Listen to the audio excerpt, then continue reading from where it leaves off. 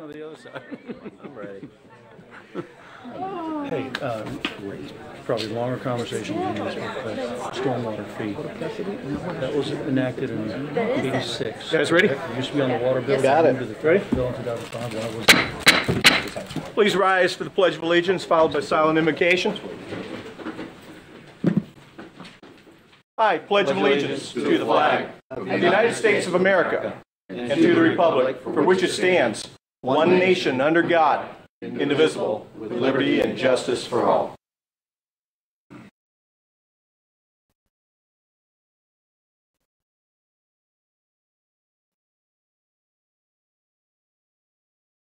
Amen. Amen. Can we call the roll? Here. Here. Here. Here. Here. Bob, you wanted to make a motion about the agenda? Yes, I'd like to add an item to the agenda to discuss asking the city attorney to bring back to us a change in the procedures allowing for council oversight of all notification of citizenry. And that motion is to add that to the agenda for discussion and possible motion. Do I have a second? Second. And I would say Mayor, do I understand that to be a workshop item? To be added? that's a meeting item. Meeting item, because we're in a meeting now. Okay, I understand.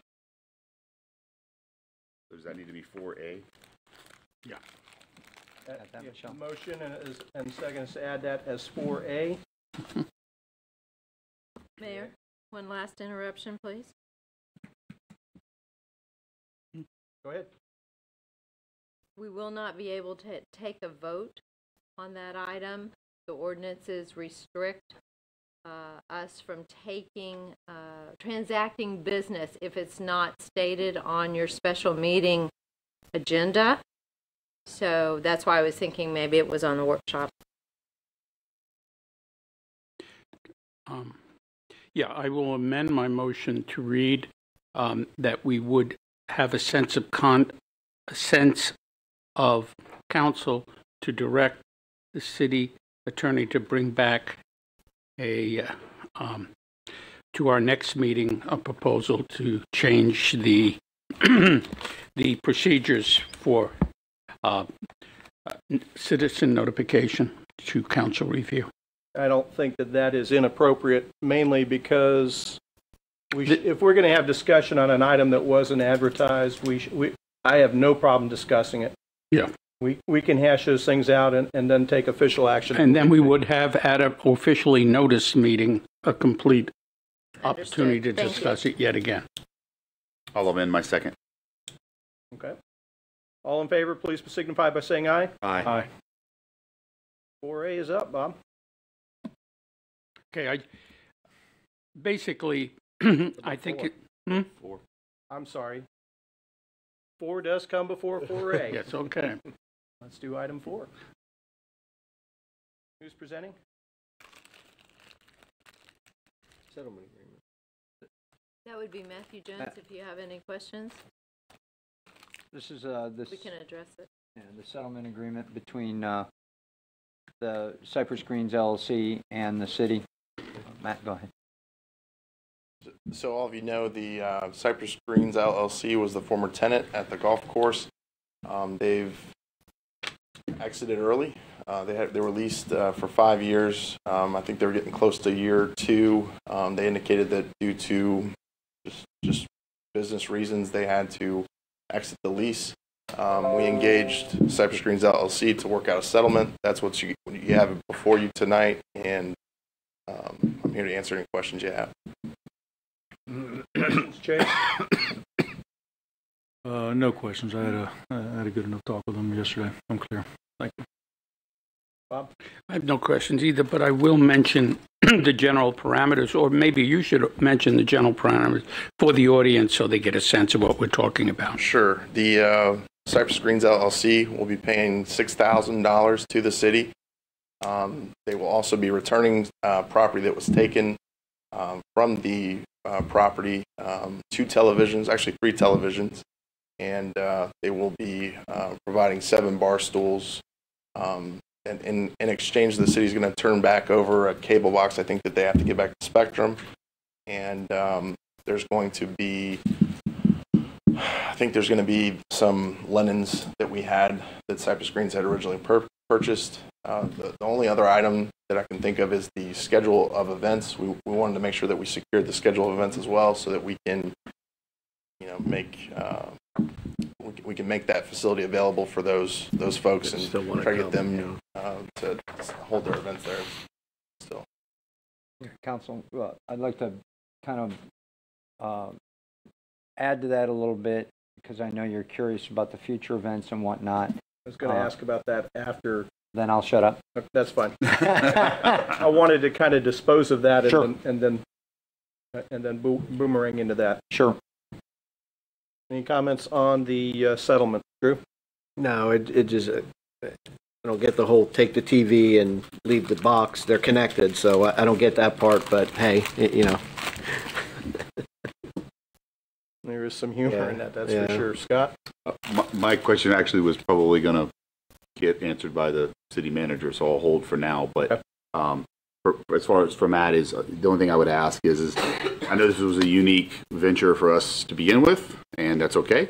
And just so anything that you and the legal team here at the city can take away from this and learn to strengthen future contracts, not necessarily that it was a bad contract or anything, just whatever we can learn from it, let's please take it to always try to always put ourselves in better positions time and time again. Other than that, it is what it is. We'll deal with it. We'll move forward, and we'll be better from it, no doubt. I just would like to make one comment. From a point of view of the city, this was a very positive experience, even though it ended badly. We did save a lot of money, and it did suggest, and by the way, the number of people that have approached me who would like to run the restaurant out there is quite impressive. I was surprised. So I have really hoped that while this particular vendor stumbled, it looks like this is a very positive direction to follow. It certainly is saving the city considerable money, if you remember what it used to be when we had it. So overall, I agree. Scott makes an excellent comment. Look at what we did in this. How can we make the contract better? But I still have great faith in this approach. It did work for almost 2 years, and it saved us a lot of money. And let's hope the next one will last even longer and save us even more money. Not all of these end wonderfully. I mean, I would rather have an entrepreneur who knows better about the restaurant business operating out there, a true restaurateur, rather than us go backwards. I think we talked about that last week. Kemper was not a permanent solution before, and it's certainly not for this council now. But entrepreneurs succeed. Sometimes they fail, but I certainly would rather have the opportunity to have an entrepreneur there that knows the city, that knows the parameters of what we're looking for, but is much better suited to serving the customers out there than we ever could be. And we're working on the RFP to start getting that solicitation out there. Parks and Rec, purchasing, and myself. So we'll be hoping to get that out there soon, so we can get somebody else in there. I think we could say that's a priority, but we've got a lot of priorities, so just add that to the list. Anyone else like to speak to this? Thank you, Matt. There being none, call the roll.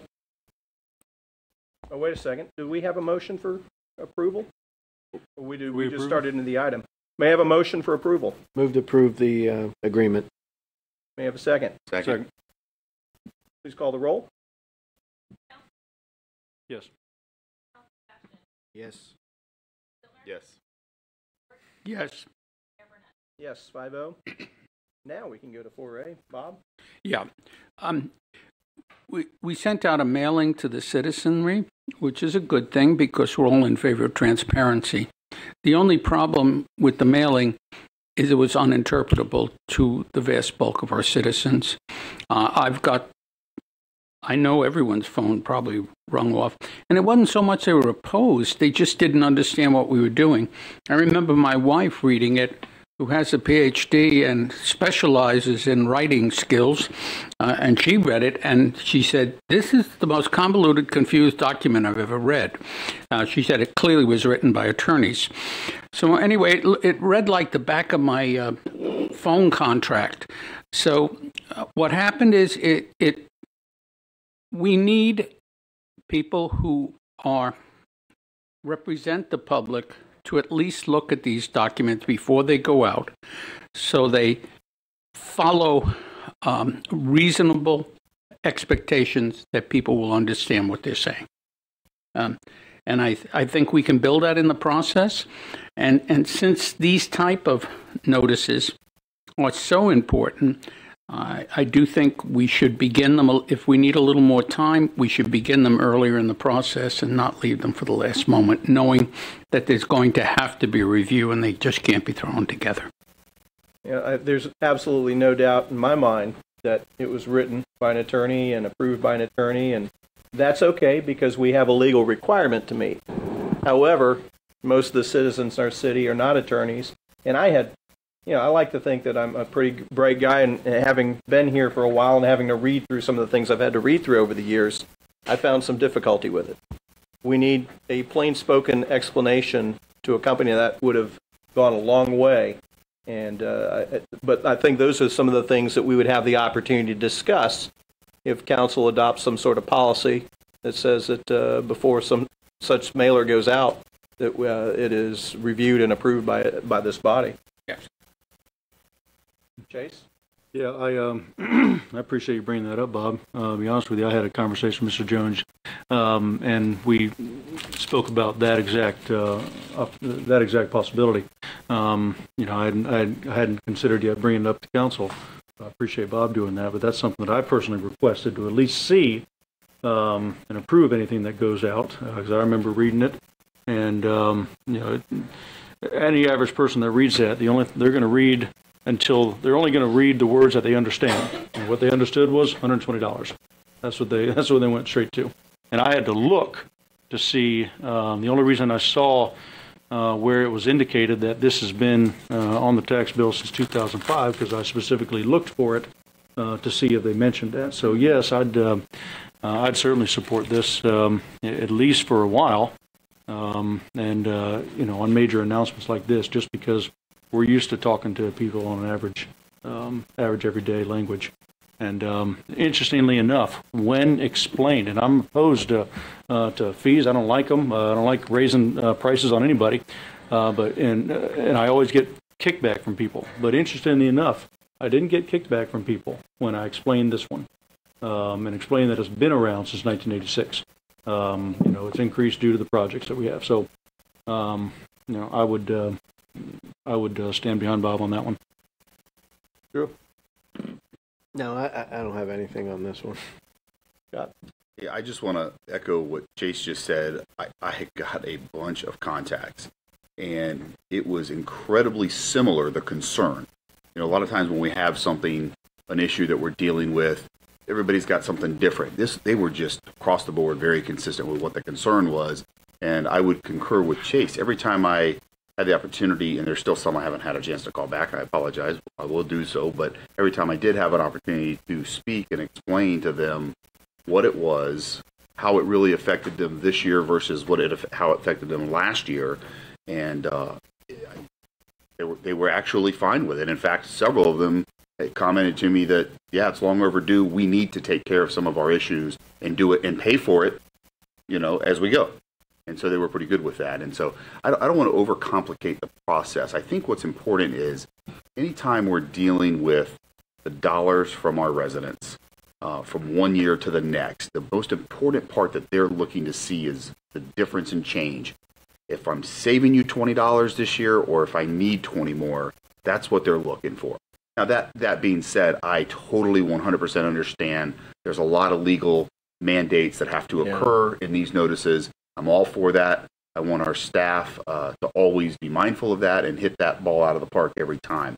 But I just also want to mention that we make sure that we do an effort to break it down to say, and here's what it really means. It's kind of like the discussions when we talk in millage numbers and percents.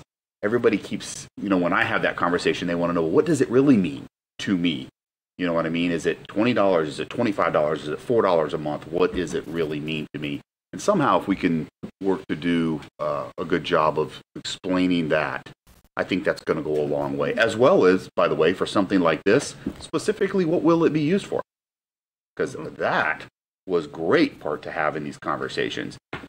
We have to keep in mind that while we put the information out there for people to have a concern, to call in, a lot of them just won't do that. They're going to be frustrated, they're going to be upset, and they're going to internalize it, and they're not making that phone call because they're just upset about it. And I don't want that to be because we didn't take a little bit of an extra effort to give them some information that I think they could evaluate and maybe feel differently about what it is we're doing. Take this out and mail them a letter. We need to tell them what we need to tell them. Sure. That's all I got. Anything else on this? Margaret, do you understand what we're asking for? I do. I'll bring it back for you. And Okay. I'm asking for clarification on the notices to citizens that you all want review of. I take that to mean these are official notifications in accordance with statute that has to do with Yeah, we don't. fees and rates. The last not thing I want to do is micromanage the newsletter. Aquahawks coming and all that. That's all good stuff. All right. And you see all that stuff anyhow usually, but usually after the fact. So, okay, I'm clear. Thank you. And Mayor, just so Right now, got it. as we move out of the special meeting Perfect. action Thank items. you. The last one being, we've talked about where we've been with the golf course restaurant. Jake, tell us, where do you think we need to go? Well, funny you should ask. So with that $6,000 that we got back from Cypress Greens LLC, there were some things we had to do to mitigate our losses, if you will. The staff did a great job at straightening up the kitchen and making sure that everything was in order. But there was some caked in grease and the kitchen was in bad shape. So we asked a company to come in and deep clean it. And that took just short of $3,000, I think. The rugs, in order to the carpet out in the ballroom area, needed a good scrubbing, so we got those cleaned. Okay. And some other sundry things that I think added up to about $6,300. We're getting the TVs back, we're getting the stools back. There's some tables up right now that probably could put some linens on it and dress the place up fairly nice. There's still some stuff that needs to be done. The other day we had a conversation that I went back and listened to, and I just want to be clear with you all that it's my intent to go out for an RFP just like we did for the tavern. I also got permission to proceed direct to stop the bleeding, if you will, and get somebody in there to start serving food so we don't lose golf rounds. And we're already starting to see those golf rounds get lost. Well, as we started peeling that onion back, we found that in order for somebody to come in, they need a point of sale system, software and hardware, which could cost up to $20,000 if somebody was to pull it out of their pocket and start putting it in. And oh, by the way, it could take as long as 30 days to get somebody in there. So the quickest, safest, most efficient financial fix for the short term was to have that vendor who we were going to hire direct come in under Kemper and have Kemper manage the point of sale. They have the software, they have all the stuff. Put an addendum to their contract, the Kemper contract, and have we have him here tonight, Don Burke, come in and run that restaurant for the interim while we fill out an RFP. If you recall, Mr. Burke was our number 2 person in the last RFP under a partnership that no longer exists. Otherwise, I would have just asked to go to the second. But that'll give us 4 months to get the RFP out there and competitively bid. The folks that have come to all of you to say, how can I get in? are all welcome to bid on that, and we'll go through the process again. So that's my intent. I wrote that in the city manager update. I've talked to a few of you, but I want to be clear because we did have that conversation about Kemper not being involved, and I want you to know that for the short term, it's to our benefit financially to use them. We are paying them in the addendum a fee. That fee was in our contract. In the original contract, it was at 25%, but we've talked to Kemper, and we've got that down to 15%, and that'll be for 4 months. I think it's a little over $3,000. What was the advantages of doing it through Kemper, even on a temporary basis, versus us signing some kind of temporary agreement? Time savings. If I hired anybody that was ready to rock and roll, it would have taken them 30 days to get in, to get the contract, to get the point of sale, to get the software up, to get all the stuff in place. Kemper's already has that stuff in place, ready to go. So there's a savings there. I'm just deeply concerned. I think I have no problem with who you chose to use it. I have a problem with the mechanism. I think we're going to lose a lot of money. It's going to cost us far more. Point of sale could easily be done. I've been told by restaurateurs that there are all sorts of ways to handle that in the short run efficiently and effectively without large cost. Our concern is we've been through this before. It's very expensive to run through Kemper, and I'm fearful we're headed back that way. And in the short run, I think, and I'm going to be monitoring how much it costs each month, I'm concerned that it's going to be costly. And, I just would have preferred if we had because I had people come to me that said they would do it, they'd start tomorrow. And I understand it's a lot of work for staff, but it also provides us with savings when we don't have to have a middle person to charge us a fee for running it. So I just want you to know that, I feel it should have been done the other way. That's all. And I'm with you. I had a lot of people that came to us and said they could start it tomorrow till they started peeling the onion back as well. So there's a lot of folks that aren't willing to put out some money for a 4-month obligation that may not be permanent. So we're putting out the money anyway through Kemper. So that they already have it. They're not paying for a $14,000 to $16,000 point of sale. They've already got it. There's other ways to do that. I'm not a restaurateur. Yeah. None of us are, and I think that's part of it. That's part of the reason why we want somebody in there permanently. Right. I also have a concern. Is there any way that we've been able to measure lost rounds, or is it anecdotal? No, we have lost rounds. Bob, did you get those numbers by chance? Come on up. And my concern now is what the opportunity cost is of lost rounds versus. That's my exactly what I was going to bring up. Go ahead. And we're still in the slow season. We are in the slow season. Bob Duquette, General Manager, Cypress Head Golf Course. We went over and reviewed the years of August of 2014. We were closed for August of 15, and then the numbers for August of 16. Currently, right now, we're about $13,000 lower on rounds or on income in terms of this month's revenue. Some of that is due to this month also because of the fact that we've had some rain, so there were reduced rounds from that point of view. I would tell you, as for the most part, the biggest thing that I do here is the customer service aspect. Mm-hmm. They're looking at it and going, it's 100 degrees outside, I can't sell a beer, can't get a sandwich, can't get a hot dog, can't get anything altogether, so we're going to go play over there until things get squared away. So it's a customer service, something that we need to ask, but it's definitely affected round play. When are we going to be up and running?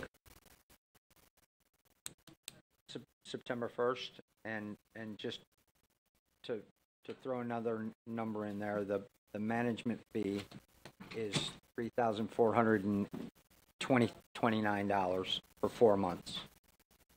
So just short of $3,500 for 4 months of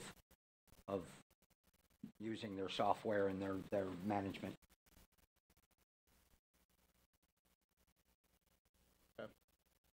Gentlemen, any other questions?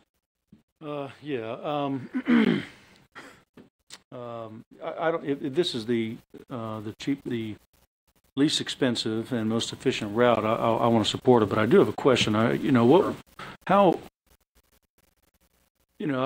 golfed my entire life and played with a lot of golfers. I don't know anybody that goes to a golf course for the food. But while you're there, you want a hot dog, you want to be able to get a sandwich, and you want to be able to get a drink and, get a beer if you drink. But that's about it. So how, what would be the cost difference of just putting somebody back there that can make the bare essentials of what you normally get at a normal golf course, as opposed to trying to operate a restaurant out there? So I think you're asking Mr. Duquette to answer a question that was council's direction otherwise. Council's direction was to have a full-service restaurant, not a hot dog place. Exactly. So that's why we're doing what we're doing. I believe that Mr. Burke, although I haven't talked to him personally lately, is motivated to give them what they want, and he's also motivated to turn a profit. So I think he's going to toy around and feed the folks that are there what they want. If you also recall, we have a lot of, which Matt is arranged to get the book, we have a lot of catered events out there, a lot of, I don't know if they're weddings, but parties, tournaments, things of that nature. And those guys aren't eating hot dogs. I've never been to a tournament where I've had a hot dog at the end of a 5-hour tournament. No, but those are special events. You I imagine you contract out for that. No, that's not true. The restaurant does that. So that's. I mean, you would have the ability to be able to do that. No, the restaurant would do that. But why would we want to put our long-term fix in for a short-term fix? Why not? We are not. The same concept though. We are not. We are letting Mr. Burke go in there to get food back on the table so golfers come to the event. If we have to start out with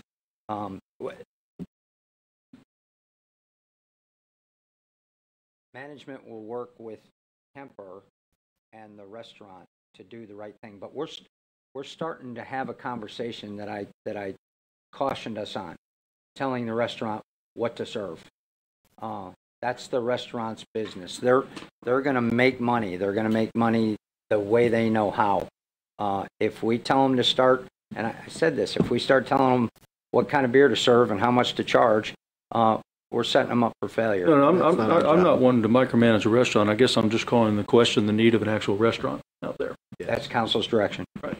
And I just say that because it's always going to be a golf course, and I don't think I don't see how people are going to see it as, hey, there's a restaurant out there.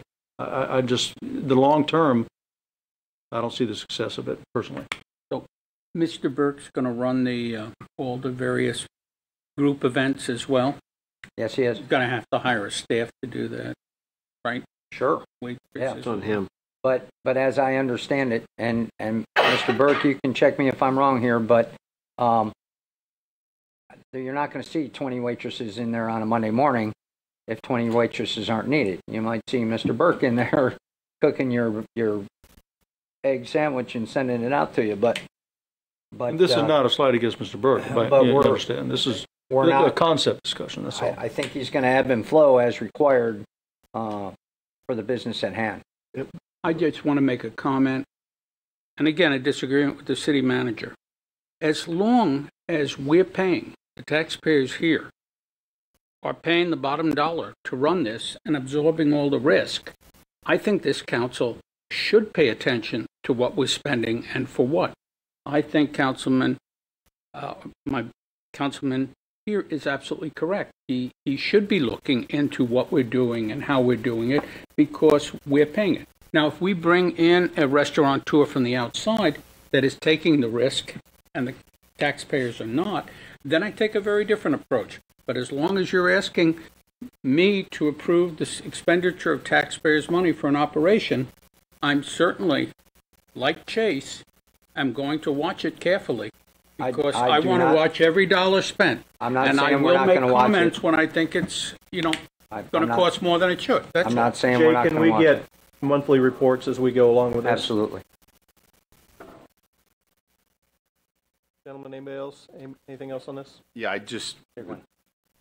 so the first thing I wanted to make sure was Matt had mentioned getting the book of scheduled events. Yep. And I guess the only thing I'm kind of curious about is how do we know, and maybe you can speak to this, how accurately that has been kept? So we don't know how accurate. You see what I'm it's getting been. at, right? So make we don't some know phone how calls. accurately I it's booked been it in kept. November. And the other thing that we will not be responsible for, unfortunately, are the deposits that people may have given Cypress Greens LLC. Okay. I think we've told those folks that we'll honor the date, but if you gave $200 to Cypress Greens LLC, that's between you and Tavern Cypress Greens LLC. Okay. But you're welcome to come to the golf course on that date, and we'll work with you to get you in there. And so are we taking any bookings between now and December 31st? Yeah. And if we are we confident we're not You double booking That's something? where the real profit is. No. We'll get the book tomorrow. Yeah, right? Okay. I guess I was just concerned and more curious about that than anything.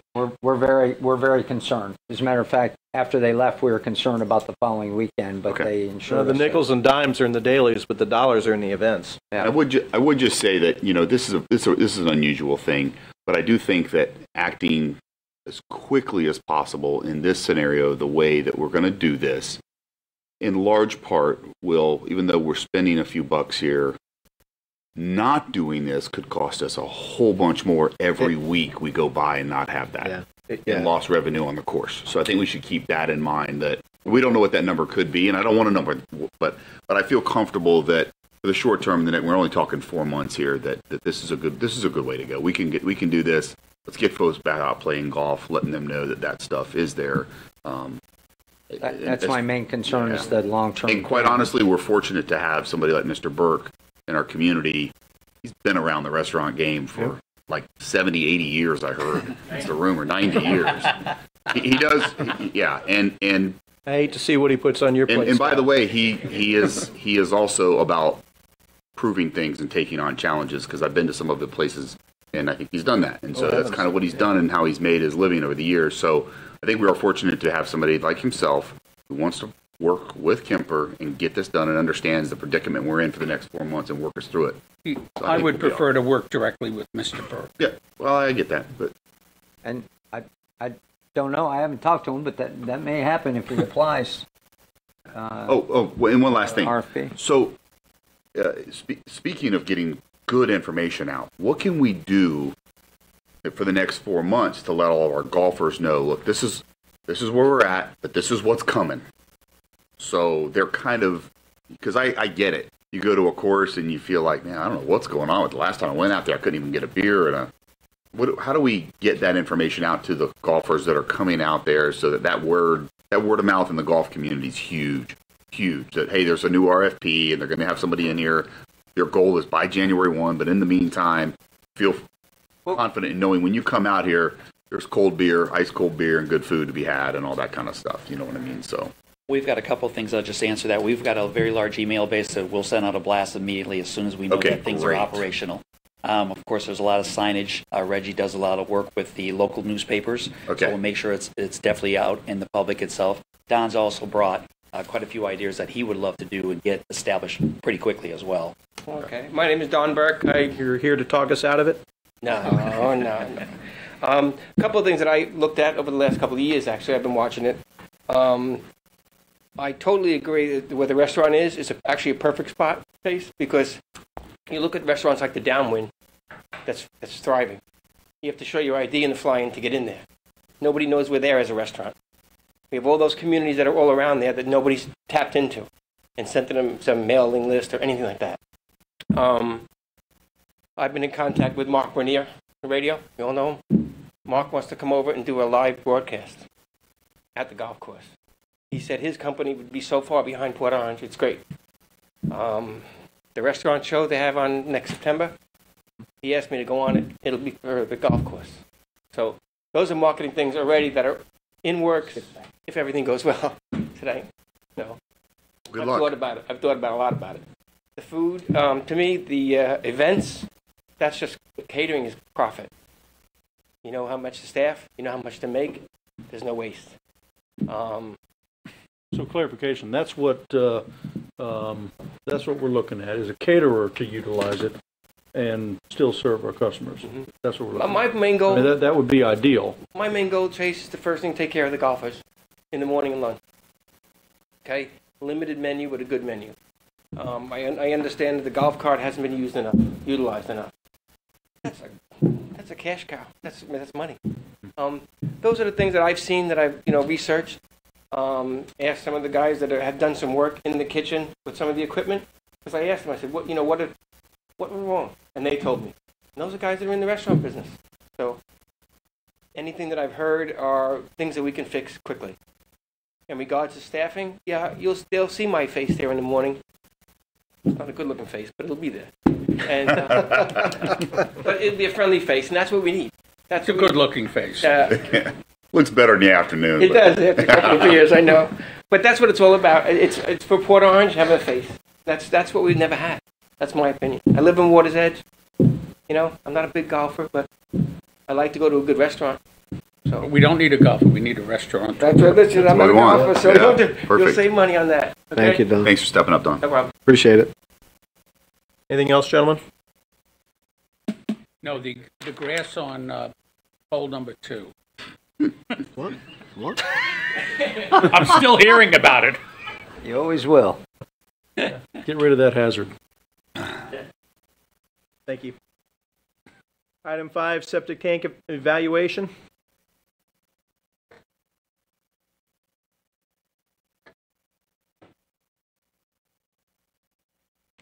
Good evening. Good evening. Lynn Stevens, Public Utilities Director. I have with me Mr. Dan Burden. He's with Wade Trim. In October last year, the council directed staff to commission an evaluation of septic tanks in our city. So we did commission that, and the idea behind the study was to identify properties that do have septic tanks, to rank those systems based on their impact to our environment, and to provide the city some options on how we could convert those septic systems over to city sewer systems. So with that, I'd like to turn it over to Dan Burden with Wade Trim. He's going to give you an update on the report. Thank you, Lynn. Good evening, Mayor and members of council.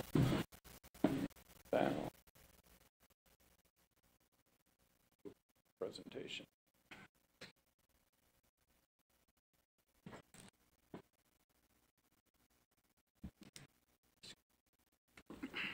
So it works? Okay, as Lynn told you, my name is Dan Burden. I'm a senior associate with the firm of Wade Trim, and I'm also a professional engineer. I was the project manager for this study that we conducted for the city. Just to go over the presentation outline, I'm going to give a brief overview on the purpose of the study, a description of the study area, the methodology that we use for the study, and an overview of the different types of alternative sewer collection systems that we looked at, identification of the different project areas within the city's sewer wastewater service area, and the estimated capital costs for sewering those service areas, and then our recommendation. Purpose of our study, there are 4 purposes here that you see on the slide. First, we wanted to identify where the city's wastewater infrastructure could be extended to serve those parcels that were using septic tanks or on-site wastewater treatment system. And secondly, we wanted to be able to develop a priority-based plan that would allow us to provide central sewers to those parcels that are on septic systems. Thirdly, we wanted to be able to identify the most cost-effective way to serve them. And once we did that, then we went forward with developing planning level cost estimates and prioritizing a capital improvement program for the city. Study area that we did, we identified approximately 2,200 properties within the city's wastewater service area. The data that we used for this purpose was we obtained data from the Volusia County Health Department. We also used data from the Volusia County Property Appraiser, as well as the city's utility sewers atlas.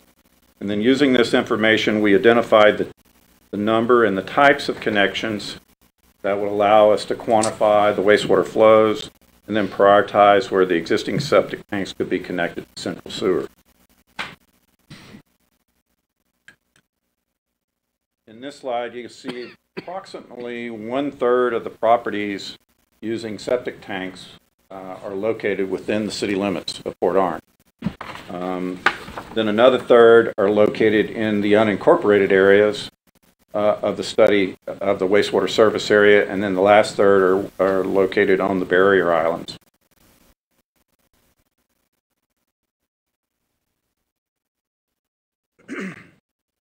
What we did to identify, this just shows you how we identified the project areas and how those project areas basically came together.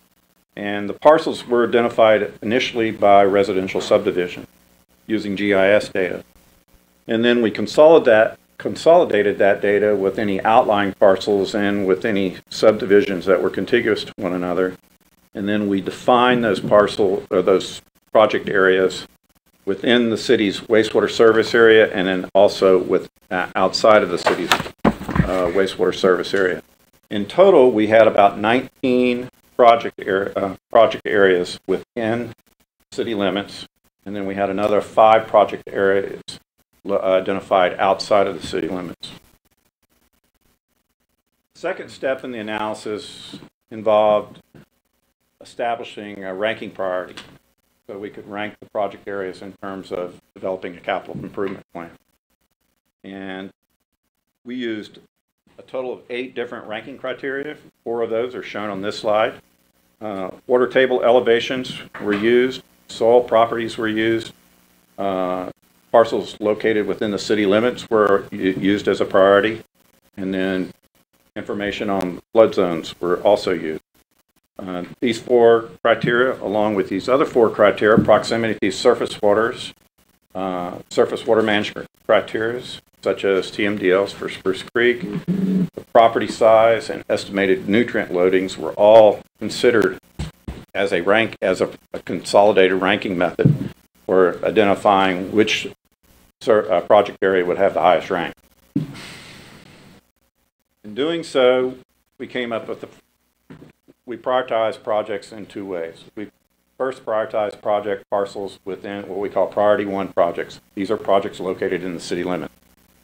As you see here, there's 19 actually 20 project areas, because we have some miscellaneous parcels there that are ranked here. And you can see that we had it, like I said, out of the 2,100 or 2,200 parcels, we have 733 parcels that are in the city limits, and they're ranked here. The second group, which we called priority 2 projects, those are the projects that are located outside the city limits, and the highest ranked was the Unincorporated West, followed by Ponce Inlet, Wilbur by the Sea, Unincorporated East, and the City of Daytona Beach Shore. Now, based on the ranking, we went through and said, okay, which is the best way to sewer these areas? And we had 3 different choices here. With where you have existing development, it's very tough to go in and put in gravity sewers because of all the construction that's done, and it's almost like Armageddon because you're destroying the roads right away to right away. But there are 2 other alternatives to using gravity sewers, and they're called low pressure sewers and vacuum sewers, and these are both recognized by the leading authorities in Sewers Water Environment Federation. This is one of their textbooks on alternative sewer systems. Actually, I was a reviewer on this textbook. Let's go. I'm just going to briefly cover each sewer type to give you an idea of what those sewer types are about. Low pressure sewers are a recognized alternative sewer collection method for sewering both residential and commercial connections that are on septic systems. The low pressure sewer typically uses a grinder pump station. usually a 1 horsepower pump, which is located on the homeowner's property, and it collects wastewater from the homeowner's house. Then that pump transfers the wastewater through a small service lateral out through the right-of-way, and then connects to a low-pressure force main in the city street, which eventually discharges to the wastewater treatment plant. This graphic and photo right here just kind of shows you what a typical layout looks like for a configuration for a low-pressure sewer that would be installed on a typical residential home. As you can see, it's below grade. It's usually right next to the house. Sometimes it's covered by vegetation. It has a power supply which is connected to the home. There are a lot of, like with any sewer type, there are a lot of advantages and disadvantages. Just to go over a couple of the advantages and disadvantages for low pressure sewers. These types of sewers are very good for large parcels, which are deep in lot size, which it's difficult to serve using traditional gravity sewers because of the length of the project property or the property. They're less disruptive than gravity sewers. The pipe diameters are smaller, so it makes it easy to do. Different construction techniques can be used. They can use directional drill as opposed to open cut. And the inflow and infiltration is also reduced. Some of the disadvantages of using a sewer type using a low pressure sewer type is that in all cases the resident must bring power to the pump from their home, and they have to pay for that electrical cost. The homeowner's cost for this type of installation is typically ranging from $4,000 to $5,000 for a home, or by the time they abandon the septic tank, they put in the lateral, and they do the electrical modifications that are required. And in many cases, there's a requirement for an emergency. If there's a requirement for an emergency generator, which we want to have in case of a power outage, then we have a receptacle on the pump station that a portable generator can be hooked into. For every home. Yes. Now, just to briefly cover gravity sewers. Can I just, I don't mean to interrupt, I just want to ask one quick question Sure. on that low pressure, because you mentioned that each home would have its own 1 horsepower pump. That's correct. The life expectancy in Ponce Inlet on the beach side for stuff like that is very low. Right. So what you're saying is you'd be looking at replacing that pump every few years at a cost of $10,000. Well, probably not. So not the whole thing's $10,000. You don't have to do the whole station. Yeah. The pump itself, the core, it's probably $2,500. Yeah. $3,000. Because I just can't see those pumps lasting. No, they don't. There's documents from each pump manufacturer that tell you how long those pumps typically last, but my experience has been 7 to 8 years. Okay. Thank you. Gravity sewers, on the other hand, are the most common sewer method that you currently have in place right now in your city.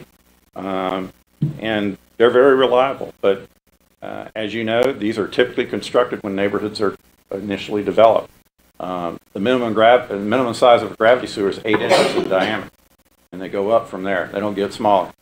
You require multiple pumping stations, and in some cases at lift stations you have some requirements for odor control. This is a typical illustration, a layout for a gravity sewer system. Typically we start at a depth of about 3 feet below grade, and the flow is by gravity, and as the gravity main extends over the length of the service area, it goes 20 feet or deeper till it finally reaches another lift station, and then the wastewater is lifted back up and the process starts all over again.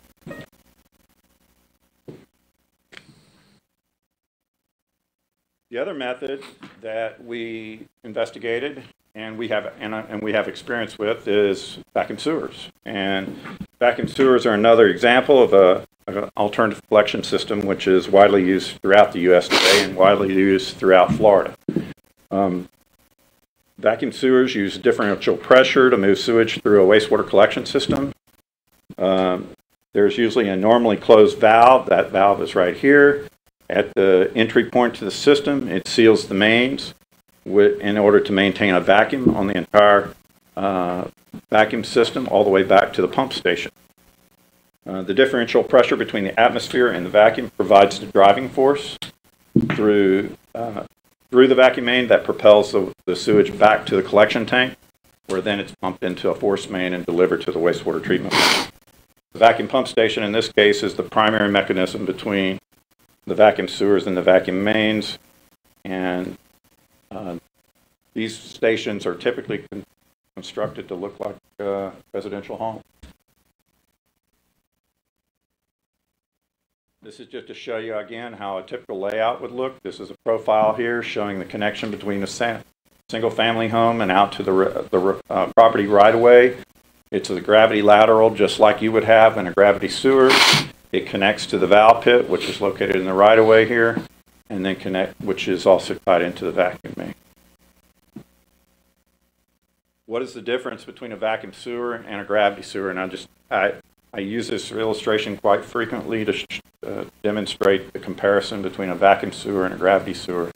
As I showed you earlier, the gravity sewers start about 3 feet below grade and can go 20 feet or greater in depth before they reach the next lift station.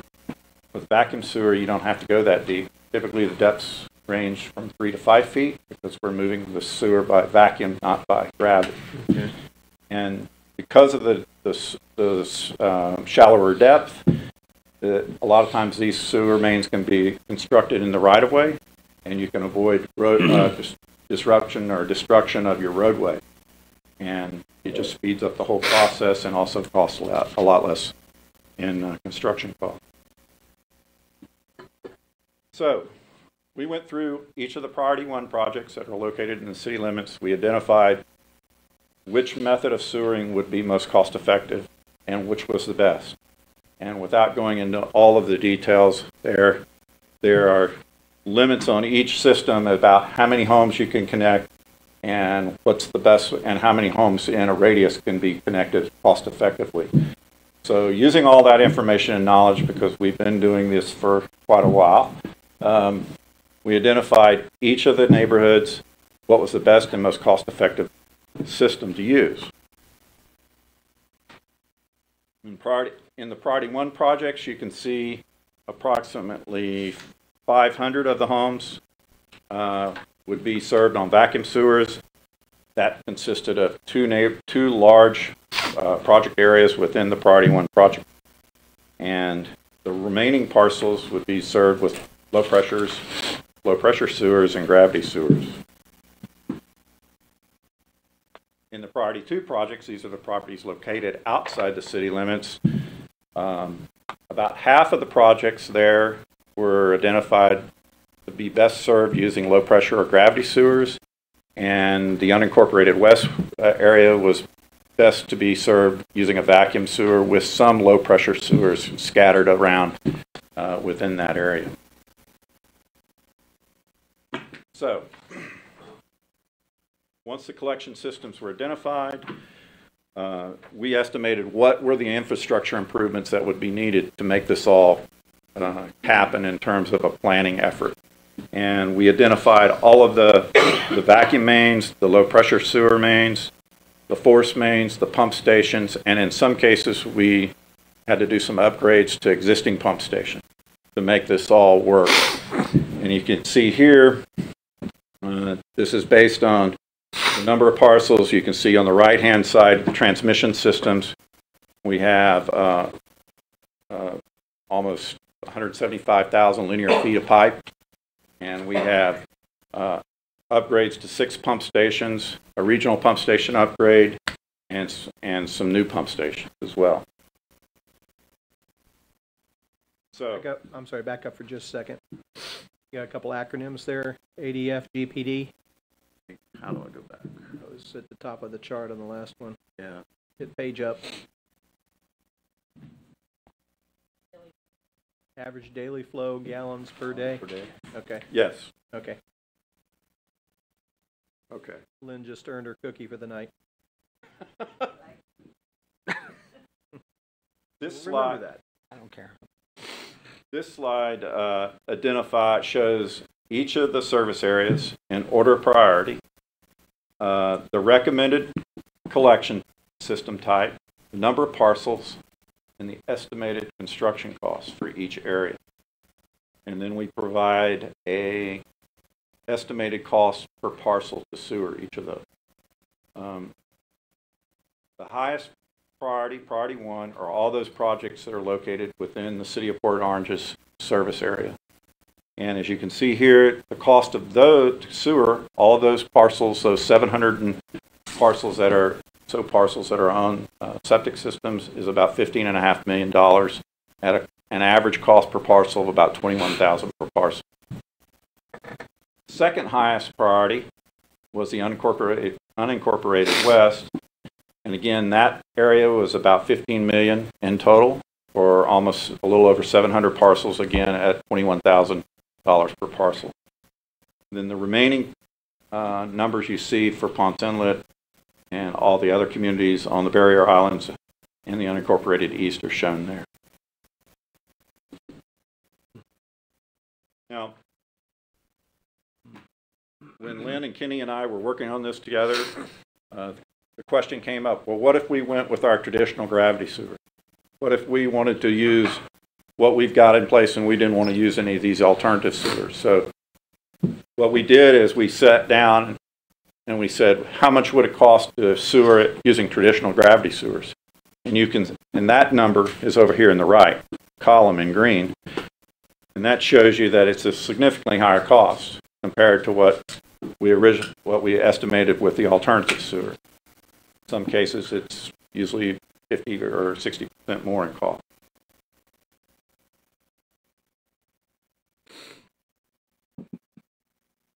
And just kind of the base cost is a comparison of the options on the Port Orange recommended sewer plan that we have based on using alternative sewer systems. We have a total cost of about $50 million for the 2,200 plus connections.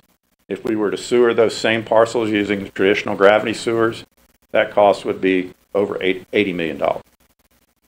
And you might say, well, what is the biggest cost? What's contributing to that cost difference? Mainly your road restoration, because you've got so much road restoration to do when you put in gravity sewer compared to the alternative. Actually, what I'm interested in is, for $30 million, do I lose effectiveness? Or are we still going to be able to do the same thing? That's what I want. Yeah. Okay. You don't lose any effectiveness. So I save $30 million and we can still effectively do what needs to be done. Right. Okay.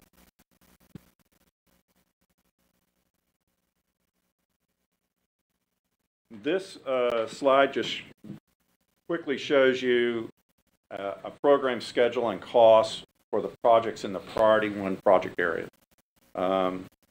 And what we did is we came up with a 10-year program and basically sewering each of the identified project areas over that 10 years with a cost ranging from about $500,000 to $1.5 million per year. And then the last part of our study involved looking at some policy recommendations. What can we do from an ordinance standpoint, policy standpoint, what changes are we needed? What things could we look at that might improve what we've got now? And one of the things we said, and you've already implemented it, was a temporary waiver of connection fees for those parcels that have unsewered parcels that have service availability. That's already been put in place. The other thing we recommended looking at is what are some of the financing options for where homeowners need some assistance with some of the unlock costs. Remember, by telling you that the unlock cost in some cases can be as much as $8,000 to $10,000. And I don't know any homeowner that's just got that laying around. Everybody needs some help with that. And then finally, what we also recommended was limiting or restricting the use of septic tanks in adjacent to surface water bodies, because that's where you're going to have your biggest pollution source. With that, I'm all done. Turn it back over to. I think you're all done. Council questions. Chase.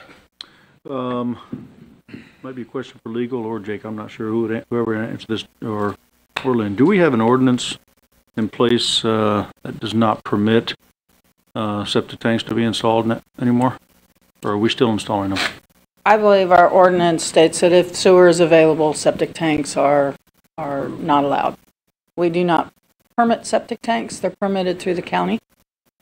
But in order for them to get a building permit or anything else, the county won't issue them a septic tank permit and if there is city sewer available. So that is already in our ordinance. County is also following that same. We have places that are not developed yet that that do not have sewer access. I asked because Yes. Yeah. Yes. West County, Mhm. unincorporated. oh, that's right, all the way. We have some off of Taylor Road. There's some of the areas here where we do not have sewer pipelines in those neighborhoods.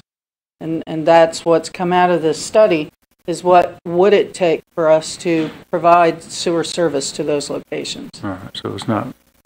All right. And I we just- tried to focus first on our own city limits, where we might be able to extend our current Right. system and where we can serve our citizens best. So we focused on our city limits first, then we expanded out to our service area. So although we're outside our technical city limits, we're within our service area. So we're not going outside our service area. That's, yeah, I just, I wanted to make sure we weren't allowing people to put them in if there's the other option while we're trying to spend all this money taking them out. No, the only situation where we're there, and that's why we instituted that program, is where people had septic, and we subsequently upgraded the sewer down their line. Now they have septic, but sewer's available. But they didn't want to give up their septic because they bought a new septic tank that's otherwise still working. And again, it costs 10, 12 grand to hook up the sewer. If I have a perfectly good septic tank, I'm not inclined to spend 10 grand to hook up to our sewer. I was surprised to see Rolling Hill. Did I see Rolling Hills on Rolling that list? Hills is in there. I can't believe I can't believe. that. It was available, but at the time, this is what it was explained to me, is because they were 1 acre lots. 1 acre lots, yeah. At the time, our ordinance exempted it, And We don't have took that. full advantage of it. it's a long lateral if you're in the back of a 1 acre lot. We don't permit that anymore, correct? That's Even correct. for 1 acre lots. All right, so there's no way anybody can put another septic in unless there's nothing available, right? That's correct. Correct. Bob? Yeah. It's daunting when you look at it, although, you know, when I was looking through it today, it became clear to me we're probably the best off of any city in the county.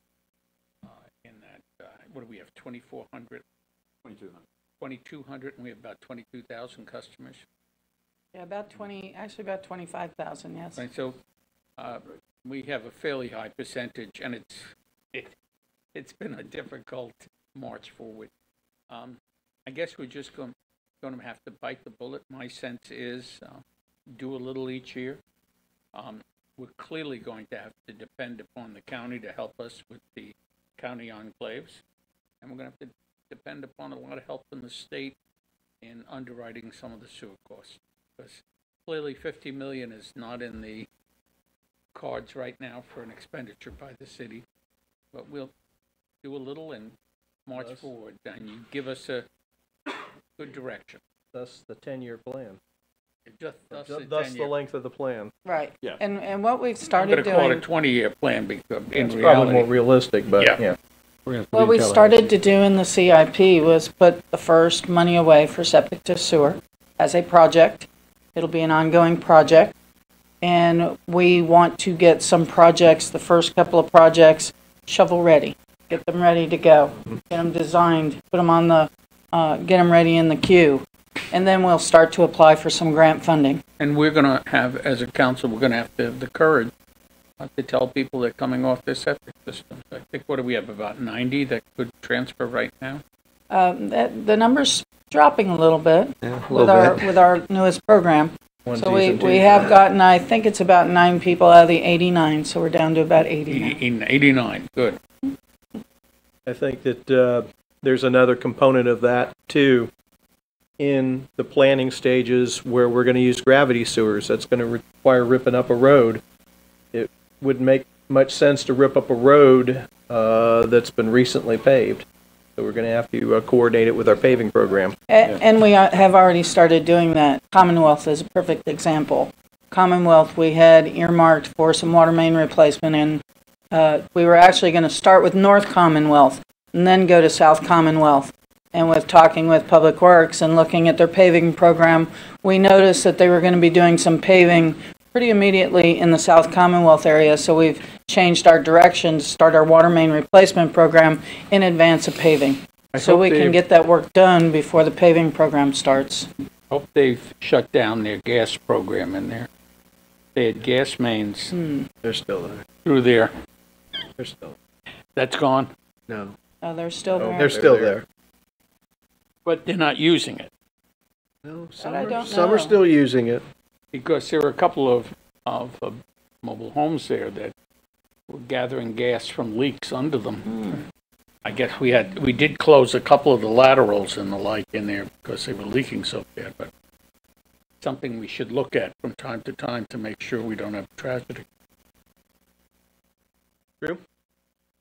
Looking at it, there were 730 something properties in our city limits. If we're going to do something like that, obviously we're going to start there and go out. I would imagine there are some barriers going into another city, even though it's our service area. But how do you say, hey, you're going because we have this initiative? You live in a different city. You're going on septic because Port Orange says so. So how would something like that work? One. But I'm more interested in starting this and taking care of the city limits first. And we share that focus. And we've all talked about it internally, and we all agreed that our focus needed to be within our city limits first. So that is our primary focus. When you talk about outside our city limits, Ponce Inlet is our service area. We provide Yes, all the sewer correct. service in Ponce Inlet. That would be very easy to work towards. And they're open to that. They're doing some paving and some water main improvements. So we try to work in conjunction with the city of Ponce Inlet. So we've been working with them as well. But our primary focus is going to be within our own city limits first. Yeah, well, I noticed there were a pretty good number of Wilbur and Ponce homes on septic, of course. So, it is a whole lot of money. But I think in smaller bites, it's probably doable. And I mean, you do have a benefit to the environment, but it's definitely going to take a lot of time and a lot of effort and a lot of money. We're ready for it. Okay. All righty. Oh, he answered my questions through the course of his presentation. I appreciate it. Thanks for coming tonight. Let's get to work. We're ready. All right, thank you. Thank you. All right. Council, I guess we are to the big enchilada. Item 6, fiscal year 18 general fund budget.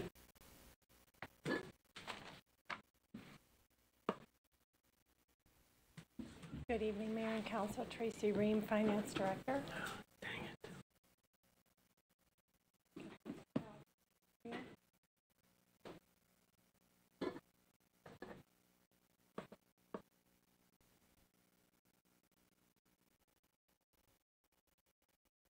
The focus of this evening's presentation is going to be on the changes made since the last time we met, which was approximately a month ago, at which point the max millage was set.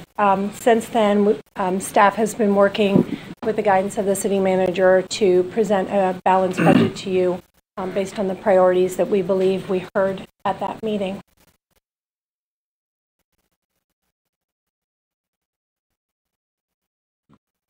So there, as I said, they're going to have a balanced budget with the millage rate of 4.5673 this evening. As you are aware, we will be having the first public hearing on Tuesday, September 5th at 6:30 in the evening, and the second on Tuesday, September 19th at 6:30 in the evening. That's been sent out on the trim notices that citizens have begun receiving. This is where we stand currently. We have the operating of 4.5673, a change of 0.1131 mils over the current year. That is a change of 2.54, but over rollback, it's closer to the 9%. Debt is going down this year based upon the refunding that we did a year or so ago. So we save a little bit there, making the actual change 1.88%. We still are a very competitive community in which to live. This is based on the proposed tax levy. This is both debt and operating. So that's why this compares based on all of our surrounding communities, what they send into the property appraiser. Of course, they could change, but this is where we currently stand. So we're third from the lowest on a per capita basis. And here we are on a debt and operating together. That's why you see that 4.8847. The peer median is at 6.8949. So there we are fourth from the bottom. So we're in a very competitive position. This is a look at our millage rates. Now we're back just to the operating millage. So as I flip back and forth, I want to call that to your attention. So this is the operating millage over the past 10 years. So you see we are still below where we were 10 years ago. And this is what the average tax bill would look like. Okay, this assumes, of course, that the stormwater fee of $20, which we'll be talking about on the 12th, would also be held, as well as the current rate. So your average taxpayer or average homeowner would be seeing a $35.96 general fund increase, and then the $20 in the 412 drainage fund for $55.96. Can I make a comment? Of course. I would love to see tables in the future based on not millage rates are uninterpretable over time, because the millage rate is a function of the assessment. So as I look at those tables, while they look wonderful, they're basically uninterpretable because I don't know the assessed base.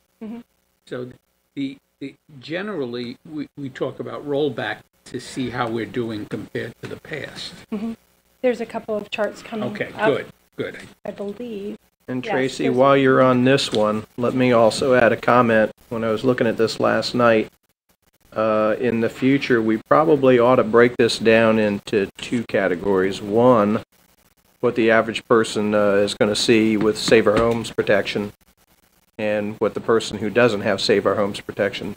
I think it's important that council recognize that that's two very different scenarios that we're imposing on people. We need to know that impact.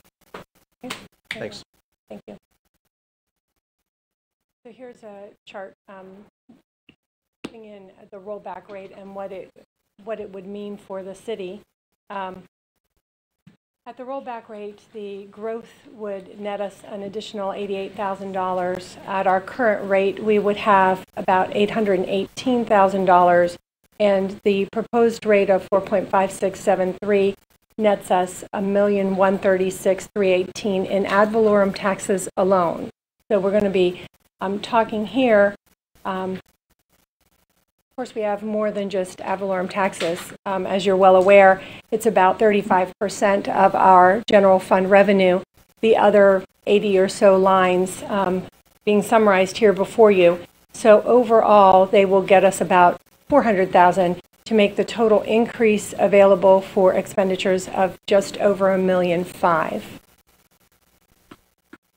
I'm calling your attention to that because in the budget that's presented, we're using significantly less appropriated equity in light of the fact that a lot of it's been used on the hurricane. So if you look at the very bottom number, that 280, almost 281,000, that could be misinterpreted. So I wanted to put that subtotal in there.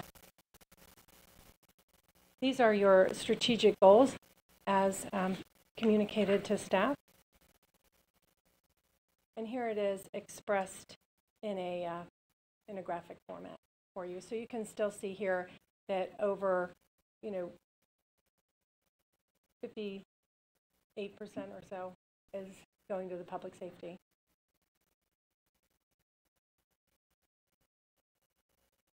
I think I've gotten ahead of myself here.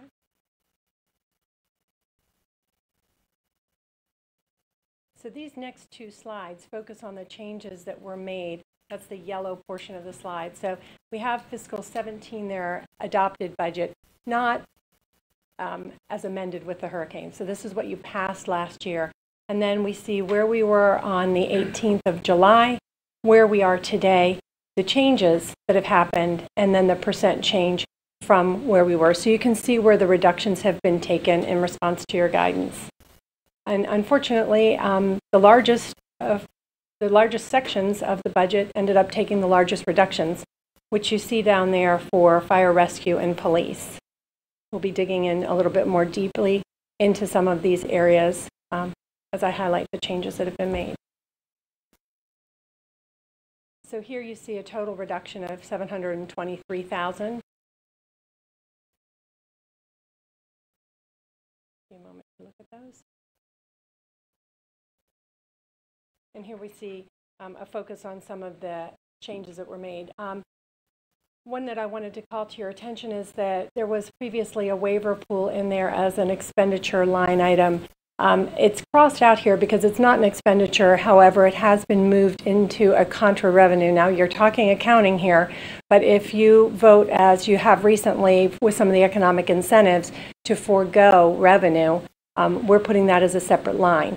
The advantage of putting it as a separate line, or basically a deduction on revenue, is as we look forward, we'll be able to see what our real activity was, and we'll be able to see what council's action was to encourage economic development. So while this has been removed from your expenditure, I didn't want you to think that it's not available to council. We never would have thought that. What? We never would have thought that. That's good. Okay, so the first reduction has been the Ridgewood Corridor redevelopment grants in community development, which were previously funded. Tracy, before you go any farther, I think it's important we lay some ground rules, council. I think if you wish, we should not wait till the end. If you get to a point in a presentation here, you hit a hot button item with you, I think we should talk about it at the end, because if we gunny sack and wait till the end, we're not going to give proper due to some of these items that each of us, I think all 5 of us have 5 different opinions about what's important and what isn't. So let's address it as we get to it. And if you will indulge us as we do. Of course, sir. Thank you. So on this first page is the Ridgewood Corridor grant that has been removed. This is again a focus on the larger items. Can I yes, make a comment? I'm concerned because, we've talked a great deal about the Ridgewood Corridor and making a statement about moving forward. And I'm sad to see it cut. And it was something I would have liked to seen in the budget. Okay. And in a little while, I'll talk a little about some things I'd cut before I cut that. Okay. Just as a thought, as we move forward on this, we removed the $50,000 in economic development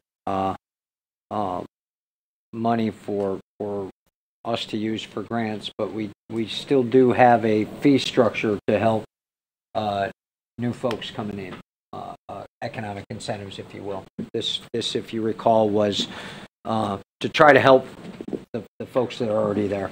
And that, so there's more coming. This is just that would have been something that could have been funded at a 4.83 rate or whatever initially, but it was in, now it's out with the cut. Yeah. Yep. Okay.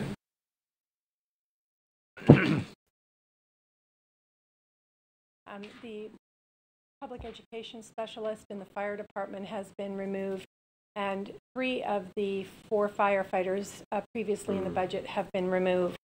In addition, though it doesn't show on this slide, I wanted to make council aware that there were reductions in some of those internal service funds. And so we're focusing on the general fund today, but we previously had some kitchens that were going to be renovated at the fire stations, which have also been removed. So while I'm focusing on the general fund, all of those are in your book. I just don't want to, I don't want to lose sight of the larger picture. Since the general fund is so large, a lot of that is funded with transfers in those internal service funds. So, Tracy, I got to hit Jake on that one there. When we put off doing ambulance, we took 3 of the 4 firefighters out, but we left 1 new one in.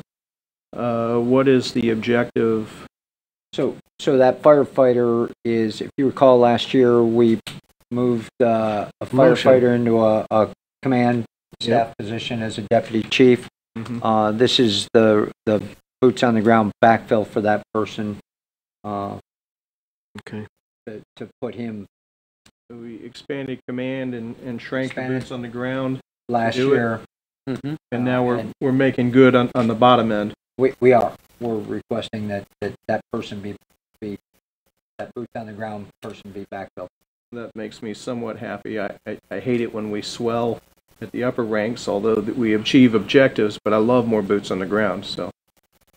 And so, you know, last year and the year prior, if you recall, both police and fire paramilitary organizations were somewhat flat. And we did put some leadership in between the chief and the boots on the ground guys, and this was a. No, I get it. 5 years So- ago, this was gutted. The command structure was. So this was and this'll make the teams whole down at the bottom. Okay. Thank you for that explanation. Sure. The police department no longer has a part-time custodian. The one CSO position has been reduced, and therefore, as you go down to, and we've postponed hiring the police officer from February to April. That results in 2 of the previously 4 vehicles no longer being requested. So from 4 vehicles to 2, and a reduction of the CSO and a delay of the officer. In addition, the VIP golf carts have been removed. One of the comments I will make on the police department, while I don't disagree at this point, because our goal right now is to make the department whole in terms of salaries and bringing our existing personnel. In fact, in this budget, one of the concerns I've always had is this was the year we were going to make our people competitive and go to market rate. Market rate meaning we're losing people to other places because of salary. That's a signal from the market that we're paying too low. We hire, we train them And for then somebody leave. else when they leave. But what I do say is that as you look at the growth here in the city, you look at per capita police, we will be paying the pipers sometime down the line for the police department. It is, I think, was the first, it's either the first or second lowest per capita police department in the state of Florida out of 400. So it's Lean and mean right now. lean and mean right now. So, but it's something. All I'm bringing it up for is that as we move forward with multi-year plans, we better start looking out to see where we need to be spending money, you know, in the future. So we're cautious with what we got. Scott, Bob, you guys chime in if you want, but I've got to ask the question. I know we took, from a budget line item, we took radar replacement out. Can't we buy those with forfeiture funds instead so that we don't fall behind with our replacement program? Is that something that's allowable? Forfeiture funds are restricted to normally non-budgetary items, and since it's a regular renewal and replacement, it probably wouldn't qualify. Unless you get new and different radar. And if we're buying replacement guns, I would hope that we're upgrading. Yeah. So, Maybe not. part of the whole, as long as you're Takes a deft hand to handle that. We can look into it further if you like. I just want to throw that out there if that's a possibility to keep us from falling behind and looking for an alternative source as well. We'll maximize the use of our forfeiture funds to the extent that we can. Legally. Okay. Legally. Dang right. How far? Yeah, I think also just to comment on that, I think we are definitely in a period of time that's a little bit unusual from what I've seen over the last 25 years, in as much as the process in recruiting and hiring is having to start so much earlier. Mm-hmm. You know, we saw for decades where you post positions and your applicants typically were already through the police academy and already successfully passed the state examination. And that's where you're starting from. Now we're starting so far back. We're starting in some cases, I think, having to recruit before they're in the academy day one. And that's not just us. I think that's I can definitely tell you it's a county trend. I'm pretty sure it's a state and national trend as well. So as we look at those positions and we talk about budgeting them, just keep in mind when you see one new police officer, no matter what your decision is, this does not mean that a new police officer hits the street October 1. It takes time. You know what I'm saying? And that process seems like it's getting incredibly elongated out in order to the time where our police chief is able to make a conditional offer to where we're actually going to see them solo in a car patrolling our neighborhoods.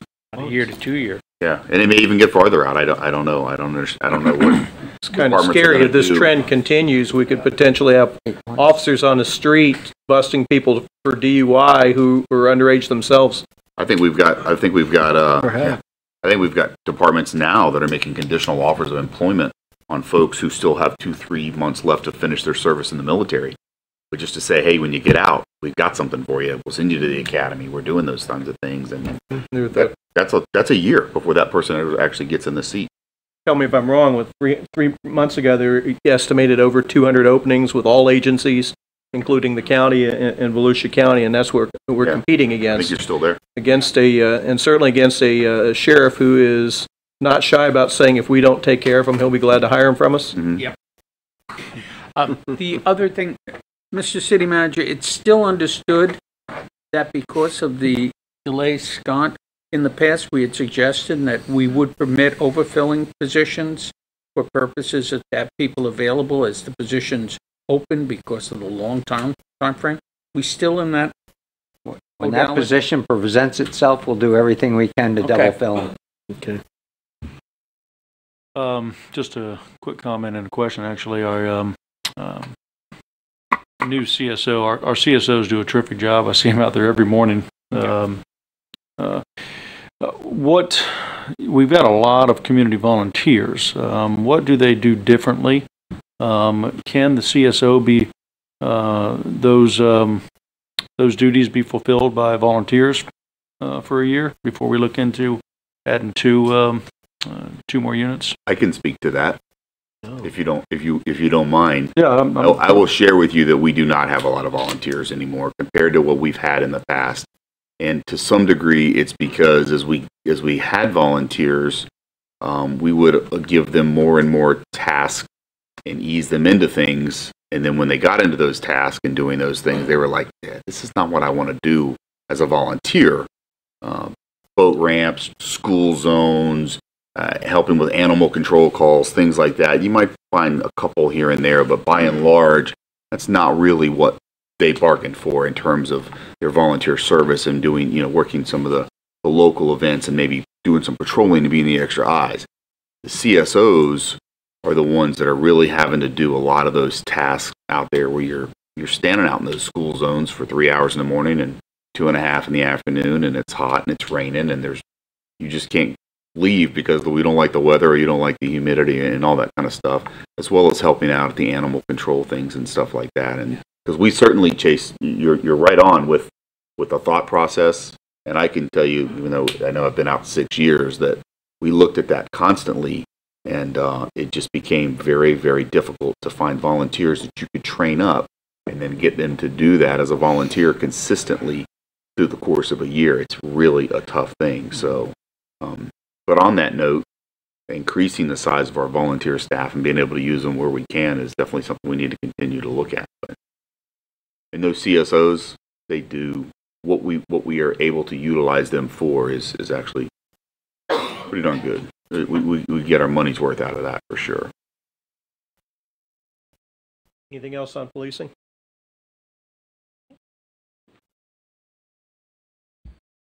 Next, we have removed one of the new maintenance workers from Parks Maintenance, and we have removed the pickup truck associated with the Riverwalk crew.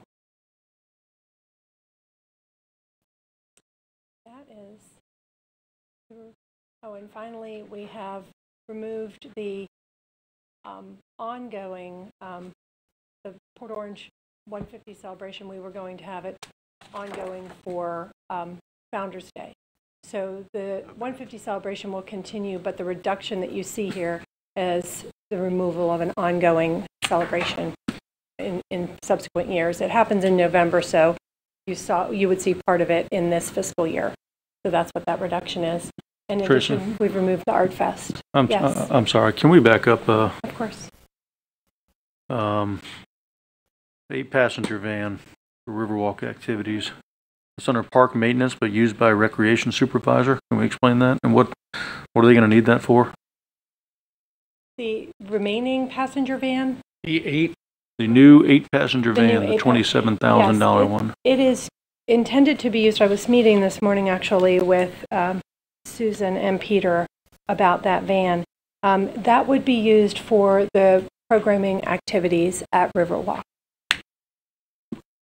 The location of most of the stuff is going to be, at least for now, at the Adult Center Annex. It's got to be carted over to the Riverwalk Park, whichever part we use for any events. As you recall here, City Center, we have about 46, 47, 48, 49 events a year. We want to do the same thing down there, but the microphones and the speakers and the whatever you want aren't going to be out there all the time. They got to be carted out of there. So this van will be used for that. We don't have any type of storage out there? We have some small storage in the concession stand, but there's a pump house in there. There's food in there. There's restrooms in there. There's going to be a concession in there. So there's no on-site storage at Riverwalk in the open space that's being developed right now for all that stuff. Mr. Mayor, is this the time we start talking about reductions and the like if we wish? Let's get through this PowerPoint. Then I'm going to throw it out to the public, and then I'll bring it back to us, and we can talk about our Before we get too far ahead, Tracy, can you confirm? My math may be off, but looking at the cuts, 700 and whatever, some odd thousand, did I read that right, that over 300,000 of those cuts came from fire? Yes. If you look actually in the, all of the cuts as detailed in this book, and I realize this book is large, and so staff provided some supporting schedules for you. And before I miss the opportunity, I do want to thank them because they worked very hard particularly over the past month. I've got Lisa Palante, our accounting budget and manager, there as well. So I just, when you look at this book, there's a lot that's gone into it. So if you want to look at a particular department, you can do. So if you look here at fire, you can see the removal of the firefighter positions. It's found on page 5. The removal of the firefighter positions, the public education specialists, some overtime, some stress tests, some uniform and miscellaneous operating, as well as that transfer to the 506 fund. That transfer was primarily the kitchens as well as some additional reductions, but I think 36,000 of that. Yeah, that was 36 of that. So that's some serious hits to. It's one of the larger budgets, and consequently, when you see the reductions on really either level, the larger reductions end up being in the larger departments. So they're more than half of the pie, public safety, and that's where the reductions. I get that, but that's also a council priority is public safety, and they're taking the brunt of these reductions. It's disappointing. That's a lot cut. Well, not all of it is strictly a reduction. Some of it is cut, reduction. We're not expanding. We're not expanding something. Like, for example, we're not expanding at this time to do ambulance. There were things that they wanted to expand to do, like the public education element, which I think is a very important part of that. But that has been even though they're not necessarily service reductions from where we are now, but rather reductions from the original plan. But I know, and I think that's important to distinguish that as we talk about that. I think to give it some perspective. Well, I get that, but those were things that we had committed and said, hey, we'd like to do these, and now just about all these things were. And so it's like I said, it's disappointing to see those two departments, fire in particular, take such a hit. In an effort to provide a frame of reference, there is a column, if you turn to page 9 of your book, column G is actually a comparison from the 822 budget where we're currently sitting to the fiscal 17 adopted budget. So you can see that there remains an increase overall for fire and police.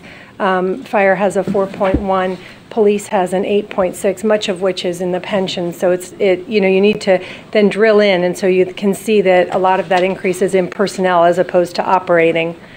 So that's an effort to show the change over the current year that we're in. So year over year, we're still spending more in both departments. Yes, sir. Yeah, there's basically the only department that seems to have been reduced is Public Works. And that is not actually a reduction because it was moved over to drainage, correct? Public Works has reduced, I believe, the lion's share of that reduction, and if you give me a moment to page through. Was moved to drainage? No, not as I recall, sir. I believe it was some retirements of some higher paid personnel. Retirements and the ops, we did split the ops boss, but that's not the ops manager is funded out of general fund and drainage. It was an increase to general fund, a reduction to drainage. Yeah, I think it's important to understand that overall we're talking about a 9 to 10% increase with the budget being presented to us. And every department is showing a significant increase. I wouldn't say significant. But yeah, I wouldn't either. Well, they are seeing an increase. Recall that Tracy indicated to us that even turning the page due to insurance, pensions, and personnel, full year funded personnel that were, what was that number, 700 and? It was actually slightly higher than that. $760,000 I think significant is going to be in the eye of the beholder. Absolutely. Yep. Right. That's subject to each and our own interpretations.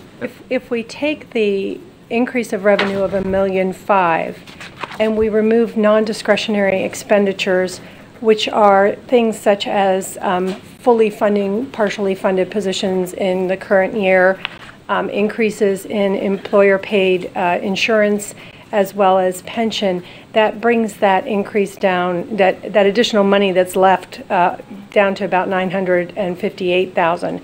And then when you take out staff increases and such, you're getting to a much lower number. So it's difficult on such a complex topic to look at it from multiple sides. And so that my effort is to try to give it to you as plainly as possible so you can give us the feedback.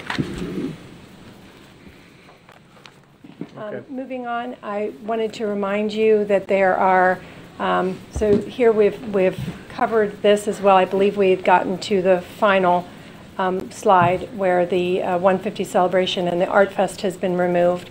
Art Fest does have offset of revenue, but overall it's a small savings. And then to remind you as well that items that had been requested but were not funded, I also have slides on those in case council wanted to revisit any of those things that had previously not made the cut. So they're here for, they're in your PowerPoint, but these are things that the city manager had previously not brought back in July. So there's where you're seeing some of your additional requests. Can we go back to the 8-passenger van for just a second? Yes, sir.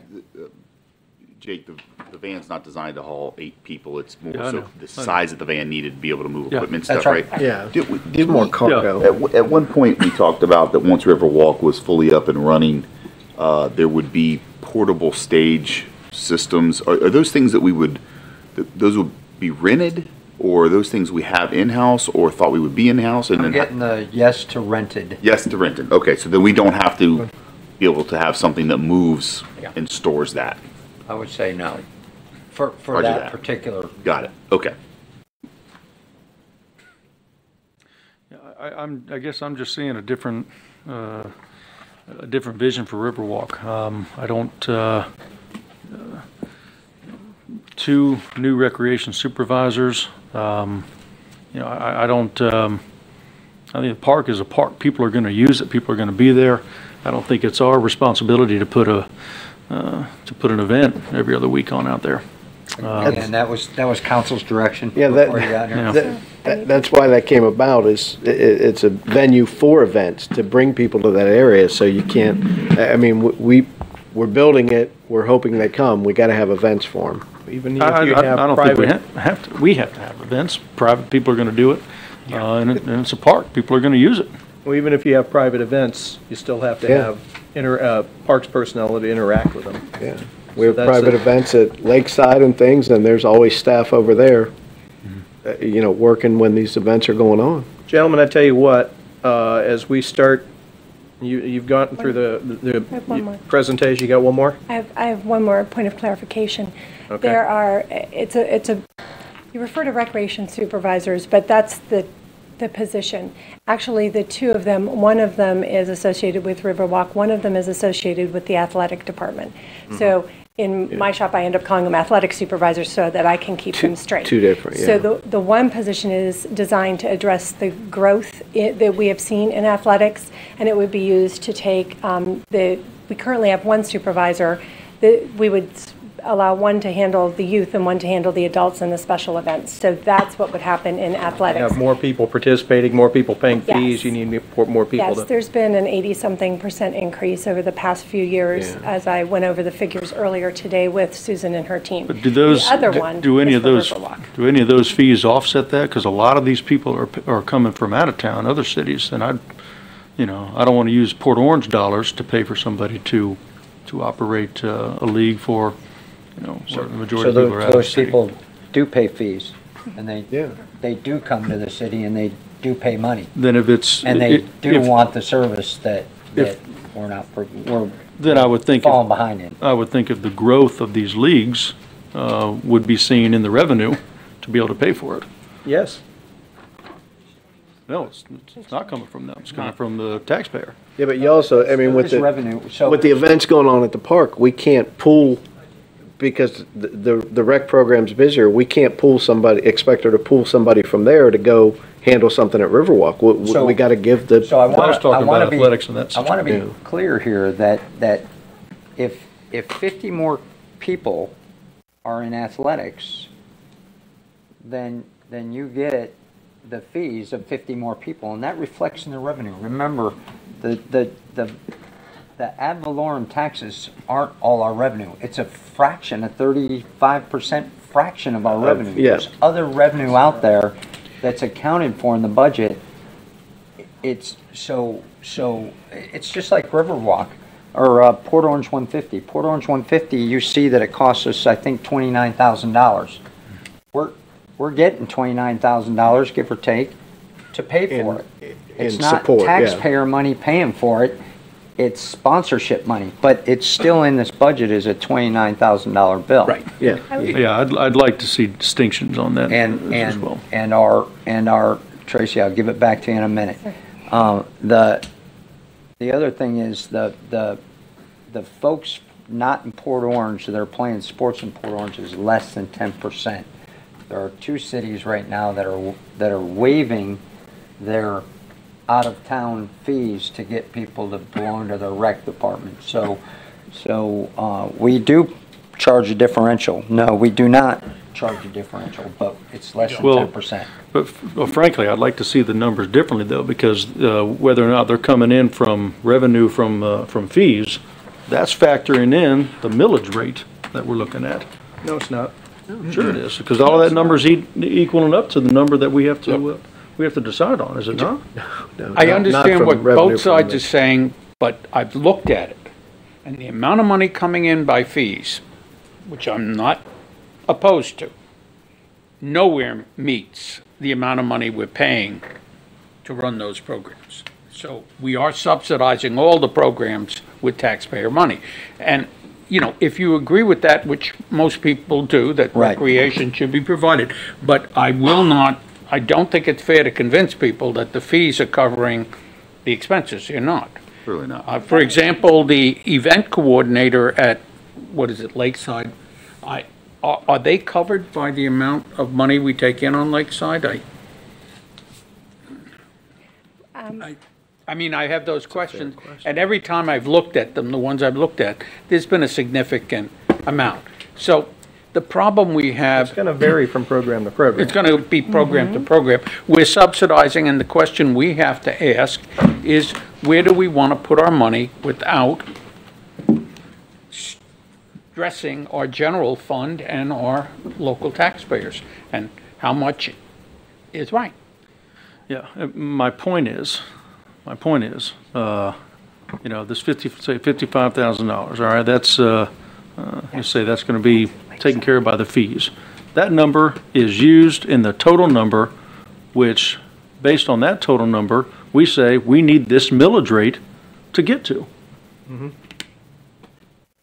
Which goes to people's property taxes. So how's that not factoring in? It is. It's not factoring in at the same price. If you take 55,000 out, you might only be reducing, I don't know, I'll throw a number, you might be reducing your millage by, or whatever the number is, it might be 15,000, but whatever it is, it's not a one-for-one, it's definitely not a one-for-one reduction. And that's the nature of recreation. Mayor, if I may provide a bit of clarification, we have increased the estimates for the revenue for these fees. They can be found on page 21 of your book. Okay. Before we get in, have you gone through the whole presentation? Yes, I just had the items that were not funded, and yeah. Okay. That being said, before we get in, what I want to do is hear from the public, because we're going to have a lot of debate and a lot of questions, and I'd like to hear from them first because they have priorities. While we're in that debate, we should be able to keep their thoughts they've already expressed to us in mind. I think it would be remiss if we did not hear from them first, and then we heard from them about actions we've already taken. With that, members of the public who'd like to speak to this, any item on the budget? Mike, start in the back. All right, let's see if the clerk substitute teacher can run the timer better than the actual. Is the timer going? My name is Mike Navarra. I've been coaching in Port Orange for 11 years, and I'm here to talk about. I heard about the budget cut yesterday. I looked online and the $15,000 budget cut to Babe Ruth, and I'm not completely understanding that budget cut. The county council or city council, I think 3 months ago, decided to waive 50% of the fee that we charge to participants to play Babe Ruth. If we wouldn't have waived that at 150 participants at $100 a piece, it would have covered Babe Ruth. So I think what we did is we went to people and we waived the fee, said we're only going to charge you 50%, but didn't tell them that 3 months later we're going to cut the program. You know, I think a lot of people would have stepped up and said, we don't want to take the 50% waiver and get our program cut. I don't know, you know, the whole discussion about the income side, and I know if you have 150 participants paying $100 and it costs $15,135 for Babe Ruth, it's costing the city commission $135. But not even taking into account, if 30 kids leave and go to South Daytona because they're not charging the out-of-town fee to go play Babe Ruth because they want to play Babe Ruth, we lost another $2,100. So that's the part I'm not sure on how the numbers come up. You know, there was no income side for me to say, you know, where the money came from, where, you know, but I know, you know, I've been doing this. My kids played Babe Ruth for 5 years. I've paid $200 every year to play Babe Ruth. This year they decided to, you know, cut it to $50. So I saved $100. Don't get me wrong. I was happy. I got to save $100, but I did not know that $100 was going to cost me the whole program. And, you know, I'd like the council to consider that and think about that. That's all I got. Why did we pick Babe Ruth to cut? We have lots of programs. Is there something specific about it that's more expensive? So for Babe Ruth, we would still play rec ball. It's just the Babe Ruth tournament at the end of the year. And we consistently, with the exception of the fast pitch girls softball team, do poorly in those tournaments. And there was consensus that that we didn't want to spend $15,000 to do poorly in tournaments. But That's why my question is the city paying it or the participants paying it? I mean, if it's a $100 fee, I mean, we were told, the budget says $7,000 for insurance. We were told our $100 went to the insurance. So it was these participants paying it. And, I hate to disagree. I'm saying you were with the 18Us, played very well. I mean, slowly we're gaining. We're playing against teams that are travel teams that go in. South Daytona took a 14U and a 13U travel team, put them together, played their rec games, split them back up, and played against us. I mean, but, the 18Us were competitive. I think slowly we're becoming competitive. Thank you. There's no doubt about that. That noise. And this was one of the cuts that hit near and dear with me because it goes well beyond just what we did or did not do in tournament play. I remember coming on to council, and I was not happy with the level of competitiveness, what we offered our own kids, and tons and tons of kids, and we've seen it in the increases they've come home to us as we've improved the quality of the program, and that was one of the initiatives to improve the quality of the program. So I mean, I got to admit that's something that hit hard with me as well. Well, Mayor, this brings me back to my point earlier on, distinguishing what's funded by the fee payers and what's funded by the general fund. Well, I'm going to tell you back then, that's fully since we funded. didn't do baseball after age 12, nobody paid fees. Yeah. We didn't do baseball in the city of Port Orange after age 12, and that was only just a few years ago. Can you believe that? So this was fully funded by the people that are paying the fees. Why was this included in a cut?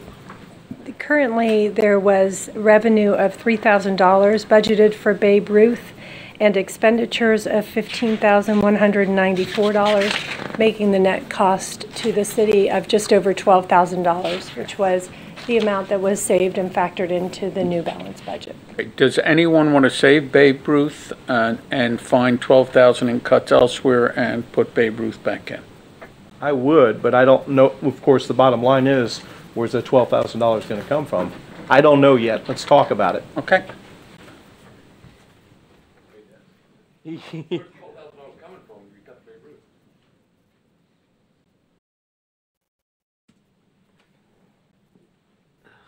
Well, we'll get to that.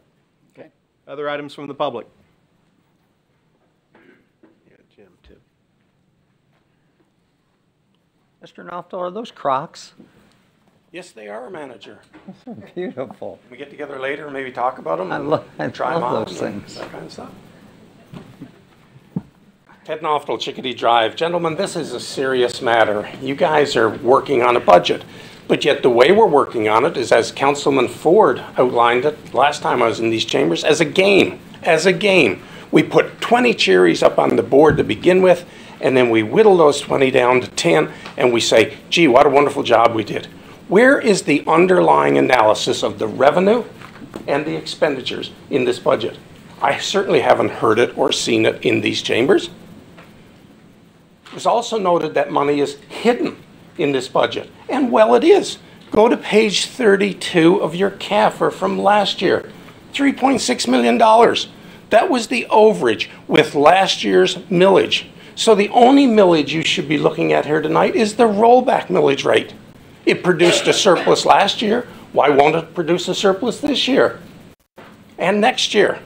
And while we're talking about that, let's talk about the accounting.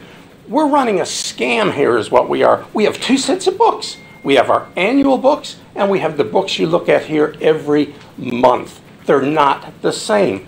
If you don't believe me, ask your budget director. We're going to get a financial presentation here at the end of this meeting, and someone should be able to pencil whip in the numbers for the first 10 and a half months right here. Let's pencil whip it right in. Where do we stand with revenue this year and expenditures this year?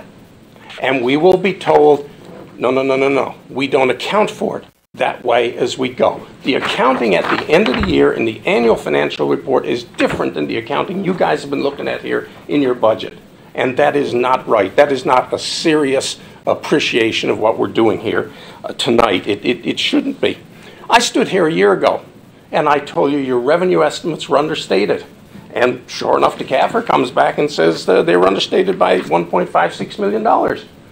I said your expenditures were overstated. And sure enough, we come back to our CAFR and they're overstated by just over $2 million. Do we know where we stand this year? We sure don't. That information is not disclosed to you and by extension to people as we go. That is just not right. So again, I would encourage you guys to adopt rollback and to go back even at this late date and look at the underlying assumptions for revenue and for expenditures. And I think you will see you haven't done it. There are all kinds of opportunity for savings, for changes, for moving money around within this budget, leaving aside the 10 cherries that we're now talking about. This should come down to more than just a discussion of 20 cherries being chopped to 10 cherries. That's not right. Thank you. Thank you. Come on. Jim. Evening, fellows. I'm Jim Cameron, Senior Vice President, Government Relations, Daytona Regional Chamber. And I was here before you several months ago with Reverend Ron Durham, the Executive Director for First Step Shelter. And I'm here tonight to ask you to consider, I think, what y'all had talked about a couple of meetings ago, and that was in the amount of $48,000 that we'd like for you to allocate for First Step Shelter. This has become, over the years, one of the most critical issues facing Volusia County as a whole. However, I would say since 2000, this is probably the most momentum that has been built up to address this issue overall. We're no way we're going to eradicate homelessness in Volusia, and I don't expect that though, but this would be a good way that we could manage our homeless population, because it's not only a quality of life issue though, but it's affecting our business community, especially when it comes to tourism and all our conventions and stuff. So again, we have support from the county. As of April the 20th, they agreed to provide $2.5 million and match the city of Daytona Beach allocation that they're going to have $400,000 a year. But city of Daytona Beach Shores is providing $20,000, and Holly Hill, I believe, don't hold me to this, but I believe it's $25,000. South Daytona is providing $30,000.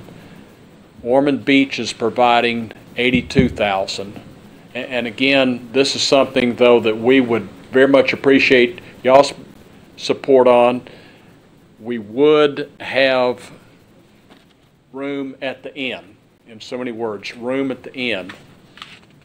If anyone, like I say, if someone from y'all's police department needed to call someone individually, and we want to make sure that this was Pottinger compliant and that there's no place for them to go, but then we would have a place for them to go though, and we talked about that based on y'all's comments and our discussions before. We would make sure that there would be room at the end. We want to be very tight with that budget. I'm on the finance committee, and I want to make sure that it is run economically sufficient though. And again, this would be on a rotating basis to move these individuals into housing after, say, 90 days. Thank you. We can still discuss it, and we will. I was just going to say, how can we guarantee space? I mean, if it's filled at 115 beds, how can we really guarantee that? That was one of the things. I mean, again, Finance Committee we had talked about based on discussion that I believe we had here back in if memory serves, I believe that we had back in May. Or I mean, physically, though. When Bob Williams was here. No, I mean, that we said, we would, if we have to find cots or something like that, though, I mean, if y'all came in as a participant, though, if someone from y'all's police department brought someone in there, y'all being a player and all, we would make sure that there would be somebody there, though. I mean, that Port Orange is not left out, though. I mean, we would very much, again, appreciate y'all's support, and we want to make sure that we take care of anyone that your police department does bring into this facility, though. Thank you. Thanks, Tim. That's another tough one. We don't have that in this. We don't have it in the budget. Not in this iteration. We don't. That's something else we can talk about. Anybody else? Back to us. Gentlemen, we got to decide what you want to fight for and what you're willing to let go. Okay, I got a list of cuts I'd like to consider. I would like to significantly reduce it. I think it's really 10%, 9% in taxes, 10%, another percent in new growth. I think that's a little rich right now, and what I'm particularly concerned about is how we're going to deal with it next year, because once you do 10% this year, you guarantee your budget's up 10% next year and forever. And things are looking a little rough ahead. I am fully committed to keeping the funds in here for our current staff raises and the like. I think that's important. But I do think I'm going to recommend a series of cuts, I think, and they vary dramatically on what, that I think we can afford to do. And again, to everyone here, tomorrow is coming. We don't have to do it all this year. I think all the programs we're talking about, and each one that that everyone likes here, is worthy of doing. It's just a question of how do we time it? Because if we try doing it all at once, we're going to hit, as you're hitting right now, a terrible wall. But I do want to say that I'm ill at ease. You know, I'm fairly fiscally conservative with the rate increase proposed right now.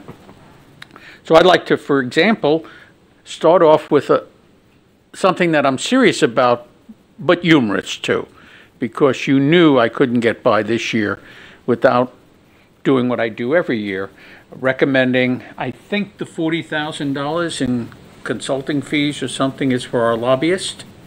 In 001-0001-519.31.13 budget line. Bob, do you have a page number? So time out. Just tell me what you want to cut and there's 40,000, and I'll find out what line item it is. Okay, I believe it's the 40,000 for the lobbyist. Do you don't worry about what line item it is. I would just. You don't want Sean Pittman, just say it and we'll. I don't believe in lobbying. I think hiring, this country has suffered mighty due to lobbying. I understand that it may work in some circumstances, but I certainly am willing, as all this council is, from what I've seen, to become lobbyists themselves, and that is, I think, the job of council, not a professional lobbyist. So my first recommendation is to cut the $40,000 for Pittman. I've got to be just as consistent as you, Bob, and argue. Well, you voted against it each time, so okay. I mean, I understand how you feel about it. My feelings about our lobbyists is, first of all, we got $750,000 in the budget this year, in part because of his efforts, a large part, and in part because of ours, but in concert. The other thing is that we pay an awful lot of money to go up to Tallahassee in sales tax every year. The rules of the game is that if we don't have a lobbyist, we're going to lose out because other people do. I don't want to pay money, send it to Tallahassee and not see it come back, but rather go to other areas and other cities in our area who do have lobbyists to fund their projects. If all things being equal, if it were a level playing field up there, that'd be different, but it's not. It's not level. And I've got to be realistic with that. It is. If I can just chime in right on that note, Mayor, Bob, it is not a level playing field up there. I'm not saying it is. Having been up there somebody's got. I understand. It's a moral issue with me. But no, I understand, and I don't mean any disrespect, Bob. It's only the 2 years in a row I went to Tallahassee. I don't know how this council or anybody on this council can do what was done up there without the guidance of somebody like Sean Pittman. Yep. Just the roadmap and the contacts and how he's able to. Let me tell you what. There are several cities right here in Volusia County whose elected officials stood in hallways for 2 days and couldn't get FaceTime, Got and no couldn't get meetings. meetings. Got And none. if you don't go up and see it firsthand, like I've seen it the last 2 years, I just don't know how we would do it, Bob. I'd love to know how we could do it and be as effective with the results. And I will say this, if you hadn't have brought it up, I'd have been disappointed, Bob. right, no. And Bob, and please, I completely share the lobbying concerns and the concept that's at play. In that discussion, you are incredibly on point with that. I just don't want our residents to lose in that game. And we got to be players in that game. And whether we bring back 750,000 or 100,000, that's what's going on. And we got to play by those rules that are up there. And we got to be able to go up there and support somebody who's in those hallways day in and day out and try to do the very, very best we can. And this year was a year of success. We didn't get everything we wanted, but as tough as it was up there, it was even a harder year than last year. The atmosphere, you can just see it's totally different. It's changing. I don't get it. Yeah, I got to agree. And I felt that way. This is one of those situations where, having sat up here, my mind has changed, because that was one of my big thought processes. Can you say that into the microphone? No problem. I can change my mind. I'm always open. And that's where it was. I did believe that. That's our job as elected officials. We are the lobbyists. However, I'll echo the sentiments. If we're the only ones that play by the rules, we're going to get beat. Period. So, what the experience I had up there, people that he was able to get us in, and I can't tell you how many elected officials from other cities that I talked to. They just couldn't believe the amount of meetings that we had, and they were up there for the chamber meeting. That was it. So we really got to see a lot of people that we would not have gotten, and I think the results are demonstrated. You're right, because it does no good if we go up to Tallahassee and we can't get into meetings. If we're standing around in the hallways or whatever, we wasted our time. I think our time was put to good use. We got in to see people at different times, and we were split up and going different. Sometimes we were having two meetings at one time, where we never would have been able to do that without the help. It is a chunk of money, but when we've used them, we've gotten good return for it. So we're going to, this year in particular, have a 4-1 vote. This year in particular. So I'm going to do it right now. Lobbyist, yes or no? Yes. Bob? No. Consistency, I love it. Yep. Yes. Let me I just want to say a word about Sean Pittman, because, this was something that was brought up before, and I had a hesitation about this as well. We knew the Speaker of the House was really cracking down on him. We know our lobbyist is an avid contributor to the Democratic Party. We have a Republican majority, and that was, I remember that being an issue as far as how effective he's going to be. And I got to tell you, I've spoken to representative after representative after representative, Republican, Democrat. Nobody has anything but the highest marks for Sean Pittman. I'm going to ask you a whole map, because we're not deciding on who our lobbyist is. Yeah. I will say, when we got a long way to go. We had cut him loose, and we brought him back, and I think the big thing was, regardless of his affiliation or whatever, he's lobbying only for things that we tell him. He's just not lobbying blanket for his cause or whatever. He only lobbies for the things that we allow him and tell him to lobby for. Yeah. So he's not. So I'm not concerned about party affiliation. So that was a good call. Integrity and character, and he's got absolutely. And I'm going to. Good points all around, but I'm going to caution all of us, because we're here. We talked about a lobbyist. We got off track. We talked about this. Those things get specific. We can do that with every issue here, and we can be here a long time. Well, that's not what we're here for. But right. Yeah. I just want to make sure we remain focused. I got you. And in doing so, I usually call a recess at 8:30. It's 8:40. I'm going to call a 9-minute recess as of right now. Pick back up, Bob. That's my yearly moral statement.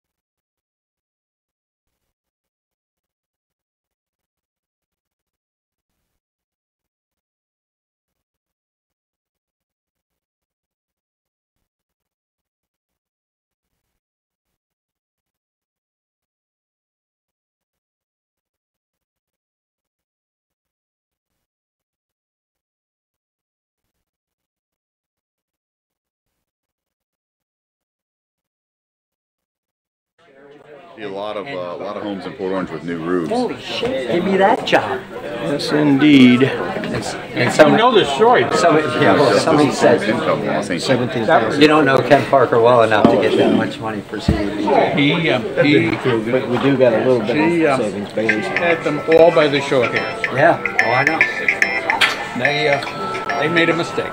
Oh, I know. That would be 9 minutes. On your Man, I'm starving. budget. And two. Gentlemen, Let's do it. we're back. We don't have 7,000 spendable, it's just less we're having to shell Right. out. Hear you. Where's that noise? Bob, what else you got? I know that ain't it. Somebody's music's Where's that going noise on. coming from? Is that? Your phone. It's on YouTube. How did my, oh, it's on YouTube. Must have hit it. I hate it when they do that. That's Okay. your 9 minutes of entertainment. Yes. Okay. We have contingency for $20,000. What is that contingency? 22,831. Is that city manager contingency? Yeah, what is that for? That's for anything that may come up that you ask me to pay for that says I'll handle it. I'm going to recommend, given, you know, the tightness of the budget and my desire to decrease it, I'm going to recommend removing that. You might want to leave it in pending the Babe Ruth discussion. If we 'Cause take that's that where out, I'll get it from. if we take that out, we're going to be handcuffing him, and it's just not something I'm willing to do. Hey, listen, he has a whole bunch of other pots. Not really. Okay. Again, I'm not getting, do I have a second? That is the easier way to go forward. Is that how you want to go through the items? Just do it like that? Or Yeah, let's just go through them fast. I don't want to waste our time. which page are you on again, Bob? Contingency from the city manager's account is contingency. 22,831 in contingency. I was recommending cutting it by 20,000. This is a motion just for the contingency? Way Yeah. in here. Just to eliminate it. I'll second. City manager. Okay, I have a second. Ed, do you want to have a vote on it? Contingency, you want to cut it or no? Because I was personally looking at it for Babe Ruth myself, but So, Well, why don't we vote for it for Babe Ruth then and get it over with? so here's well, we're what going I'm, through your list first. here's what I'm finding as time goes on, and I've been here for 2 budget years, and you frequently call one off, or maybe as a thing, you know, the mayor will say, you got a problem with that? I'm like, no. And Vice Mayor Ford's right. There are places that money ends up in the year, but that's not how we budget. That's just how it ends up. If we don't do a project, then there's certain money that sometimes some of it can be siphoned off. But there are certain things that I, as the city manager or the CEO, would like to do during the year, and having that contingency money allows me to find that pot of money in the city manager's budget to do it, rather than having Tracy go to Lisa and round up $50 from here, $200 from there, steal a little bit from Public Works, a little bit from Public Utilities, a little bit from the police force, to come up with the money to do something like as simple as a picnic and as tough as organizational training. So that's what it's there for. I ask for it every year. It gets pulled every year, and we don't do stuff that I would like to do. Bob, can I jump the line? Up the line. Anybody object to maintaining Babe Ruth through the use of the city manager contingency fund? You, no objection? Scott, no objection? Chase? Yes or no? No. Bob? I'm all right. Okay. No, without objection, we just save Babe Ruth. Okay. Let me go. So You're keeping your contingency. Your contingency's going to Babe Ruth. Not all of it. So you're taking, and I'm not complaining, I'm just clarifying. 20, you're taking what it takes, and the rest stays? Of the 22,000, Right. The roughly 12,000 for Babe Ruth. Got it. You keep it all and say Babe Ruth. Okay. Now, we have not answered the question, the remainder. Do we want to keep it or not? Yes. Yes? Keep it. Yes. Yes? Yeah, that's fine. No. Yes, 4-1. Okay. You're safe for now. Keep going, Bob. Yeah, so there's 10 grand left for other people to pluck from. Okay. I'm trying to cut the budget, but one line at a time. Legal services, the 125,000. I'd like to reduce that by 25,000. Outside legal services? Yes, outside legal services. Any objections? Comments or questions? Margaret? Mayor and Input? council members, this is an estimate. This estimate is based upon past year's experiences. We can underestimate the budget, but at the end of the year, I will need council and management support to meet your legal needs, whether they're internal or external. This happens to be an external resource, and that resource is used when you decide that you want to accomplish a significant project in a limited amount of time. What is the projected cost savings by spending this money? What do you, without spending this, what do you project that we would end up spending without this kind of counsel? 125 is a reasonable estimate based upon past practice. Now, I'm not going to argue with you if you want to under budget, but I'm telling you, I'll need support at the end of the year. I think one thing that we need you to do, and you have in the past, is when you have gone to outside counsel, you've consulted with us. Absolutely every time. If for some reason we do go over budget in that category, it's going to be because the 5 of us said it was, or at least 3 of the 5 of us said it was okay. Because it became a priority at that time. If we cut that. I'm not interested in reducing it. Okay. Let me make a comment about the turnover account. There's a whole bunch of things that happen with such consistency every year. Carryover account. Thank you. And you're part of it because I've noted in previous years where you have not spent your whole amount and wisely left it go over. And it runs about $1.5 million a year. A lot of cities not in Lake. Not yours. Thank you. No, Thank citywide. But a lot of cities are actually now, and counties, are actually budgeting a portion of it the following year to make sure their tax rates aren't so high. So right now we're in a unique situation. Why I'm being very ginger and I am not biting into it right now is because our financial situation is right now we're well below the 30% minimum reserves we have specified. I am expecting that the turnover account, as it comes due at the end of this fiscal year, will be able to move us well in the direction of coming to the 30%. I don't know if it'll be enough for the whole amount. Then when the hurricane fees, if whatever we get from the feds comes, that will certainly add to it. So normally you would see me asking for a portion of the turnover account to be budgeted for as revenue to reduce the tax burden. But this year I'm cautious because I do want to get us back to the 30% minimum fund reserve funding. We could easily get hit with another storm long before FEMA even answers us. Absolutely. On the last one. Okay. My next cut is the staff assistant for code enforcement. Do we want to vote on the other one?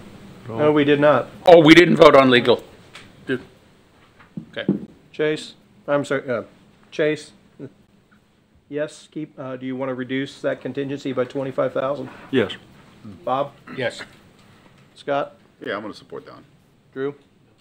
Yes, 4-1. Next one is code enforcement. Staff assistant. Before you start, I think I would like to clarify that the staff assistant change will result in a reduction in the general fund budget. Okay. Just as a point, now you can go ahead. What do you mean by it'll The be? one in The code. staff assessment and code, Yes. It is a code, it is a general fund. the change in the manning up there will result in a decrease in general fund budget. Tracy, you want to Yes, sir. provide the details? Yes, sir. If we back up, excuse me. This was covered in a previous workshop when we dealt with it. I believe it's here. Reclassifying the administrative assistant down to a permit licensed technician will actually save. I think that's different. This is a staff assistant in code enforcement.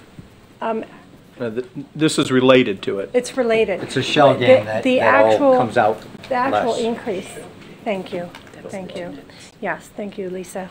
It's a shell the game with actual personnel that increase results is in a happening decrease. in code, which is funded, it's going to be a $36,000 increase to the general fund for a new staff assistant. However, we're moving a current admin assistant out of the general fund into the building special revenue fund. This was a few meetings ago. There was a picture of the people at the front counter, since what they're doing right now is they're specialized, and so what we're doing is we're making the people more general, so they can take care of This staff anybody. assistant is not in code enforcement? The staff assistant is in community development and in the general fund, and the reclassification of the admin assistant, actually the reclassification of the admin assistant to the permit licensed tech, and then we move them to the building special revenue fund. So Because we've cross-trained all the different types of county cross-training. help. So the higher paid person that does the work for the special revenue fund is going to be budgeted and paid for there, and consequently more routine work can be handled by a staff assistant in the general fund. So it actually saves the general fund money. We've reduced and ranked somebody? Is that what you're telling me? Where the person that's actually going, the one person's going to move over, and then the new person will be advertised in at a lower rate.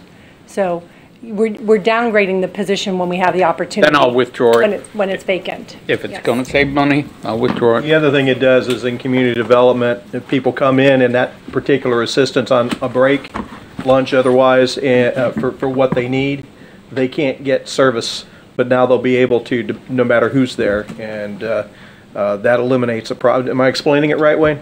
Okay. So that eliminates a problem with service that we've had. Engineering. Page 75.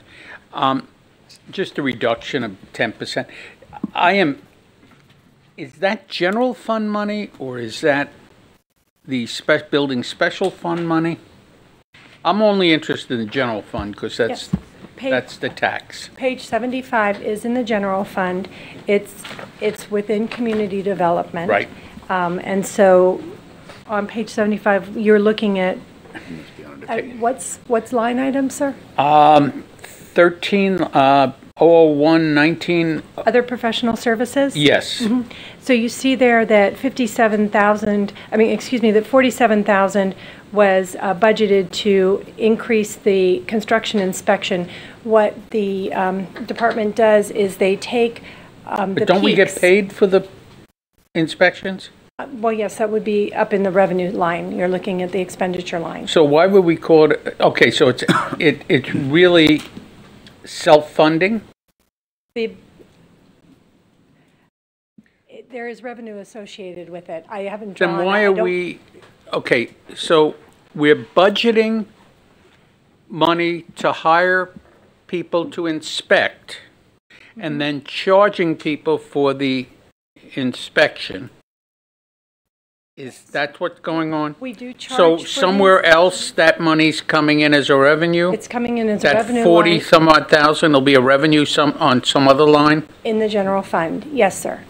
Okay. That is, and this is to take care of those peaks because we don't staff for the peaks, we staff for the primary demand, and then we outsource for the For peak example, like in demand. the summertime, we do Yes. more inspections. Right. And instead of having somebody on staff that doesn't do much during the non-peak items, we only have temp help. No, I understand that. I just want to make sure, so the money's that basically is a pass-through.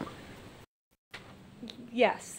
Yeah, I mean, I'm, So why would, okay, so if we're just making an account that will be refilled by the payments for the inspections we do? yes, largely, yes. I mean, I'd have to do a one-to-one analysis. I haven't done that. I don't want to misrepresent. There are a lot, there are. Right? I'm It's getting clear a to yes everybody from that Wayne. there's a lot of He's closer revenue to that it. comes in that pays for things in this budget, correct? Yes. Yes. I understand that, and I don't want to cut that. Right. Okay, now I want to cut one recreational supervisor. We have two budgeted, cut one. Are you looking? And for I leave one that up to athletics, the- or- That would be on page 122. That'd be a savings of approximately, when you put the salary and benefits, about 50,000. 122 And is what in the impact will that recreation. have on services? What analysis for the impact on services? My comment would make the organization a little flatter. It probably is not ideal, and I would not be sad if next year they come back with the request for another recreational supervisor, when I can see fiscally we're in better shape. I'm But if just you- wondering what the impact on the service would be, which one. I will leave that up to the to the management team to decide which one they want, or whether they want to split the So duties. and I, here we are, last week or last month, you said you'd leave it to the city manager to decide what to cut. Well, no, And- I and, wasn't I'd like to happy- finish there, Vice Mayor Ford, please. Yeah. So I made the budget match the millage. If the goal here is to cut more, which I would prefer not, but if the goal is to cut more, and that's the consensus of council, then please let me know, and then let us go find the cuts, which is our job to do. You are doing line item cuts with no analysis, just to lower the millage, and that's all well and good, but that's what you pay us a lot of money to do. I know there are some projects in there that are in the cut that you all want back. If they are projects that you all want back, tell me what you want back, and I will show you where we'll take the cuts, rather than you all making the cuts without a rigorous analysis. We've been living this budget 8 hours, 10 hours a day, every day for a couple months now, and probably can make a better stab at where that money ought to be taken. I agree. Rather than a buck here or $2 there without analysis, other than I got to come up with a better millage rate. The millage rate's too high, okay?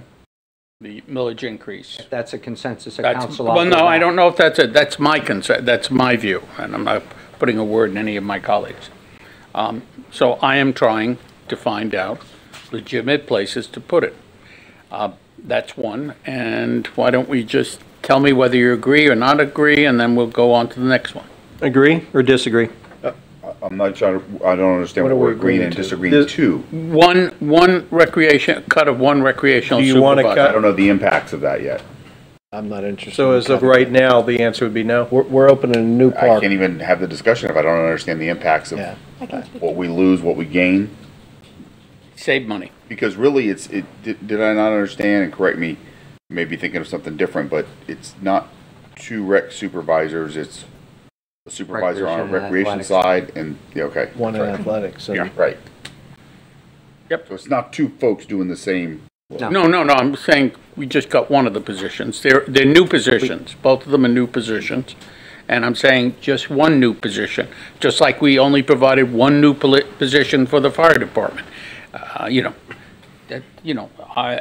we only gave one new officer. Did we give one new? Yeah, one new officer to the police department. And we did cut them. I'm just asking to cut one of those. I'm trying to save millage. I save lower taxes. If that's guidance of council, I can go back and save you more. Just let me know what the more is. Chase, your thoughts? I mean, I'd make a motion to cut one of them, cut one of the, but I don't know if that's the direction that we're. Well, so I can make a motion. I'll make a motion to cut one of the recreation supervisors. Second, and then we can just. Yes or no? No. No. Yes. Yes. No. Okay.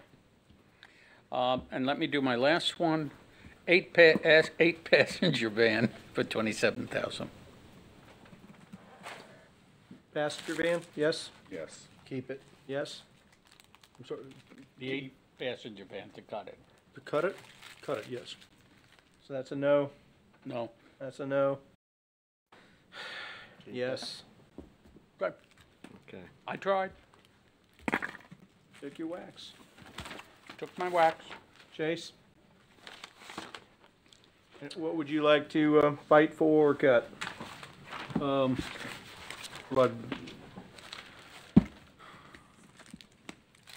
we set the max rate, I looked at that as the max rate. We don't want to go any higher, but not the permanent rate.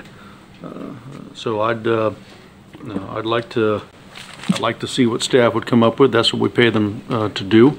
I agree with Jake. It's not our jobs to go and find out where the cuts are made. Our job is to set the rate. But I know where it would go. I would still make a motion to keep the. Hang on, I'm off on my notes here. Mayor, do you mind coming back to me on that one for a motion later? Thanks. Anything you'd like to fight for? Anything you'd like to cut, Drew? Me or Scott? You. Well, since I advocated for a higher millage rate initially, we were going to go higher. I can't support any reductions to this one without hurting service level. We're already taking a hit on some things, and sure, you could chip away at it and do it, but I'm not willing to accept the reduction in service levels. So I'll keep it short and sweet. I'm going to fight and advocate for this budget and this millage rate, plain and simple. So I'll share something with you, Councilman Bastian, that's pretty important as well. Is you've heard about the ancillary trials and tribulations with FEMA. You know where our fund balance is. There is, because this is a budget and we have to budget conservatively, there is fund balance at the end of the year, and that remaining money that isn't associated with a project rolls to fund balance. Even if we find and cut, and we do during the year. Remember, we talked last week about there's some things that we say we're going to budget for, and then they come up to council and we're like, we're not going to pay for that. So it doesn't happen, and that stuff ends up going to another project or rolling to fund balance. But if we even if we cut expenditures, my recommendation is we keep the millage rate where it is, because we need to start building our fund balance back up in case FEMA doesn't come through with the 75% that we're hoping for. And oh, by the way, that's only 75%. So you're not just talking about that, but the timeline. We can cut expenditures and keep the millage rate and start putting money back into our savings account. And we were very fortunate and very lucky that for 12 years, we didn't have a storm that came through here. '04, we got hit with, what, 4 storms in a 7 or 8 week period, whatever it was, 9 weeks. And then we went 12 years without getting hit again. And then we got sucked pretty hard, paid a, what, nearly $10.5, $11 million cleanup bill. Right. And we're not sure how much of that we're going to get back or when. I just, you know, going against the odds, it's probably not going to be 12 years before the next hurricane rolls through here. And we don't know if it'll be worse or you know, less of an impact. So we got to think ahead to that. The Mayor, I'm sorry. You good? Yeah, yeah. I hear that point, but I also I think if we're just as quick to protect ourselves in the event of an emergency, I think we should be every bit as quick and diligent in protecting ourselves from the known emergency that we have coming with the 1.2 million coming up. The prudent man foresees danger and take refuge. I just think it's the smart, the wisest thing to do to prepare for that hit that we know is coming. You know, we might get a hurricane, but we know we're going to get a big hit here. So what I was going to make a motion that we adopt. But by the way, we don't know. That vote has not been taken yet. So common sense would tell us that. We expect it's highly likely. Yeah, but my motion would be that we adopt the current millage rate of 4.4542. We'll decide that on September 5th. What we're trying to do right now. Well, I would make a motion that we ask the manager to put a budget together within with that rate. That's where we're at. Here's the problem. I agree with you that we really need the money, but what we're doing is we're creating new positions, which has me deeply concerned. Because if we do hit the wall, I don't want to have to lay off people. You know, and I do want to continue to pay our employees well and take care of those we have. So all I'm saying is we should show restraint on growing the operation until we have a clean fiscal line of sight. And right now, according to most everyone, right now there are storm clouds, and I think we can ride it if we take it fiscally conservatively. But if we keep adding positions, you know, and we keep spending on, you know, too many programs, we should do some, and we don't, you know, watch it, where, you know, we could head for some difficult times. So I'm just urging us, let's be restrained. Let's spend as little as we can right now. We are talking about, it's interesting, this budget hearing sounds like we're doing something really rough. We're spending 10% more than we spent last year. Last year we spent 7% more. The year before that we only spent 3% more. That's in the last 2 or 3 years we're 20% up. If we continue on that trajectory, this hall will be filled with angry citizens. I don't know when the tipping point is, but at some point people are not going to be happy with the amount of money. We're going to be moving on to them. I look at it this way. Even if this 4.5 rate is adopted, we're still below where we were 10 years ago. No, we're not.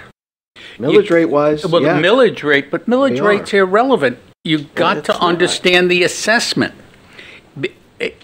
Taxes are going up significantly for the average person, except for those who are blessed with the Save Our Homes, and they're going to be okay because the assessment increase is 6 to 7%, and Save Our Homes is capping it at 3%.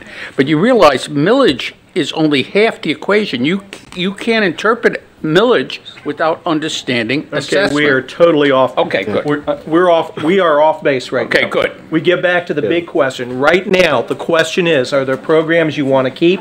Are there programs you want to cut? Is there anything you want to fight for? Is there anything you want to add or subtract? We'll get back to the big question about where we want to be, bottom line, in a second. Is there, you were good? Well, I don't want to cut anything, and if I had my way, we'd be giving both public safety chiefs the things that they asked for, and we're not doing that even at the 4.5 rate. So no more reductions.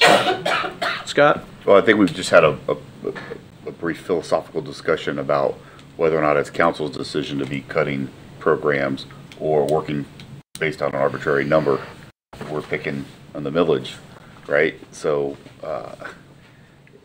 it seems like we're... I'm going to get back to the overall millage question. Yeah, but it seems like that's part of the theoretical discussion that we're having is what we're doing is it's like Bob is, when he's pulling things out of a line, and then Chase brings up another point, well, is that our role to pull it out of the line? Well, I've got two things that are in the line that I think are policy myself. I get that.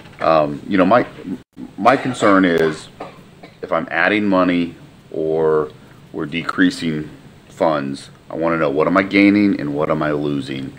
And I feel better about that approach. I feel better about being able to give the staff time to evaluate and tell me what am I losing in those decisions. I don't like working just off of an arbitrary number, because here's why. You know, I still believe that we live in a city that truly is looking for better than the average, and they want services and they want events and they want higher quality of life, and they don't want bare bones lifestyle in the city of Port Orange.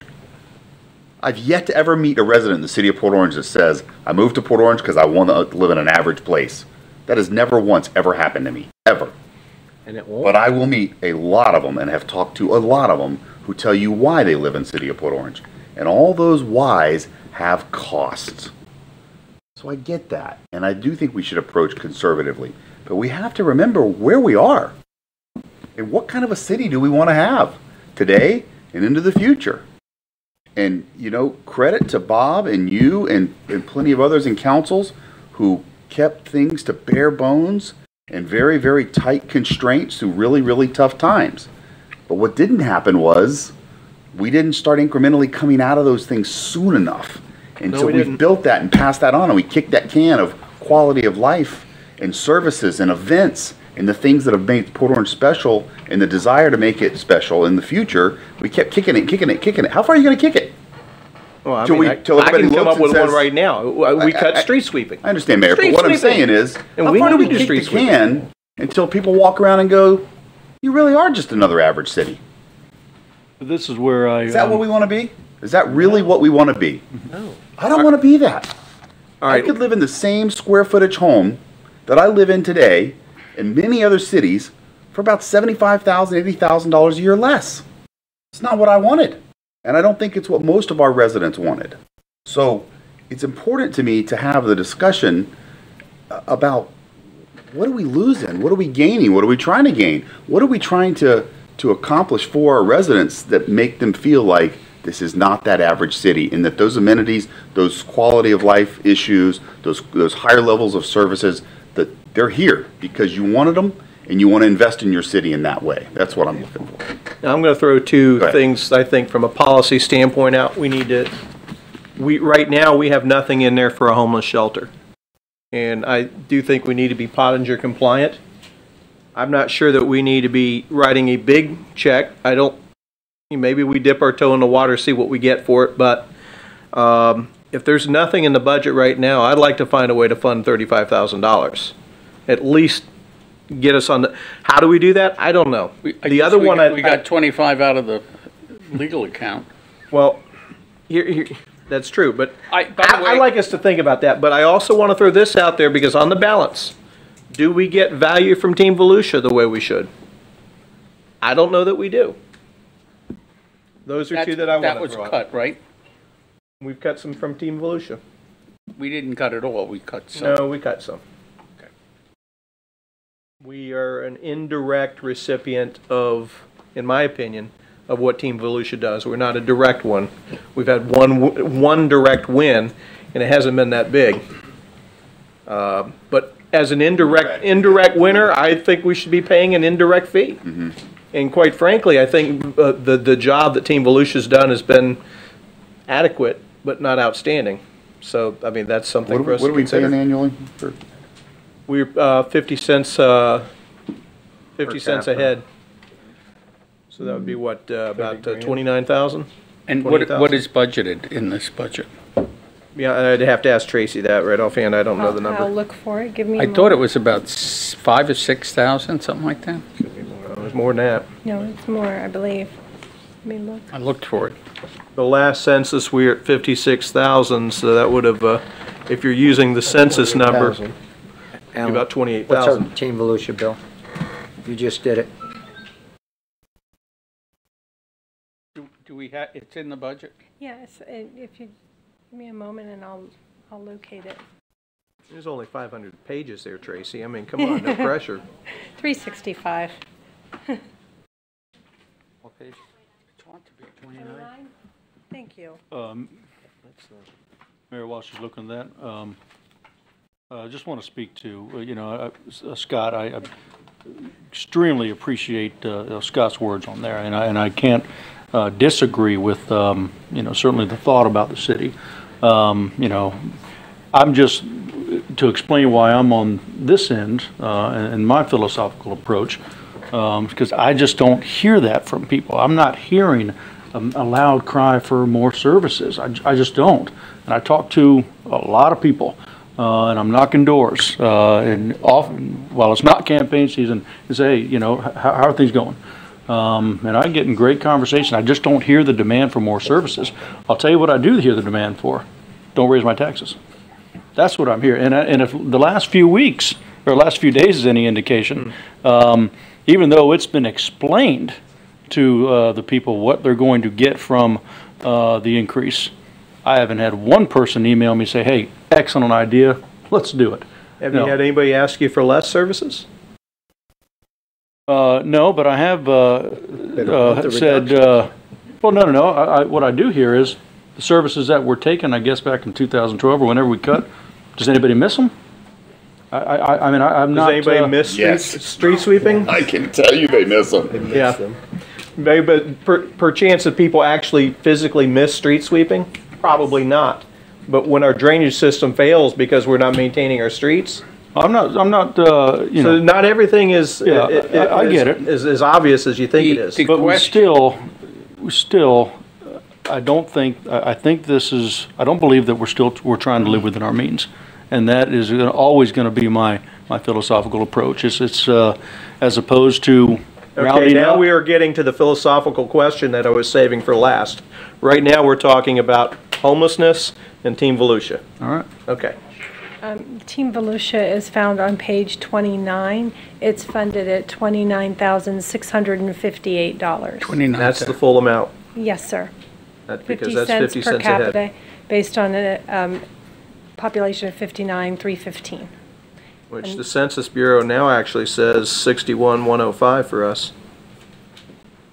Census Bureau updated its estimates recently. So we negotiate the budget. I know. Based on. Don't tell Team Volusia that. Well, you're on public TV, but nice try. You just did. And come to Gentlemen, think, how do you feel about Team Volusia? Keep it, cut it, maintain it? Here's the issue. It comes out of something. Because, if we take Team Volusia, something else has to suffer. It's just If we take anything, something zero-sum game. I was intrigued by your idea of secondary membership. Yeah, I'm sure they're not intrigued by that at all. Well, I would like them to show more interest. We have a park down there that could really use some more businesses in it. But I guess that's not what's coming this way. First of all, to answer your question, actually come to think of it, yes, I do get a lot of people saying to cut services. I won't go into all those at this point, but to answer the question here, I'd like to hear from Jake about Team Volusia. I want to know some data. I don't want to make that decision without some sort of analysis. I don't have a problem with that. So, Team Volusia is a strong force in the county. They do a great job at bringing in players into our county. There's folks coming here all the time to look at what this county has to offer. A lot of the the big players that they're bringing in are not well suited for Port Orange. However, the people that come to Volusia County, they're well suited for living in Port Orange. So I think the big picture is we get residents, we get high quality residents with big salaries and kids, because basically we got a pretty good high school. So high schools. High schools. I knew that was coming as soon as I said it. So there is a draw there. There is a benefit. The other thing is, every city belongs to Team Volusia. If we pulled out of Team Volusia totally, we would be a one-off. So there is merit to the synergy of all the cities providing, and we would be a noticeable exception if we bailed out. Well, let me suggest a course of action then. Right now, we're fully funded in the budget currently. That's correct. Let's chew on that, guys. If we're happy or we want to give it one more year, whatever you want to do. I do think that it's been a while since we've actually assessed that decision. Maybe we can workshop that later this year when we get into the next fiscal year. What is that price tag again? 50 cents per capita. Around 30,000. 29,000 or so. 30 grand. How do we send them a message? Well, I got a feeling that's going to happen just for the fact that we're sitting here talking about it.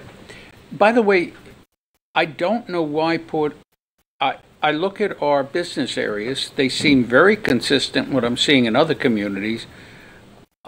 Why we're not a fit, I don't fully understand. But maybe someday they can explain that to us. We're not a fit. We're not a fit for some of the bigger commercial folks they're bringing in right now.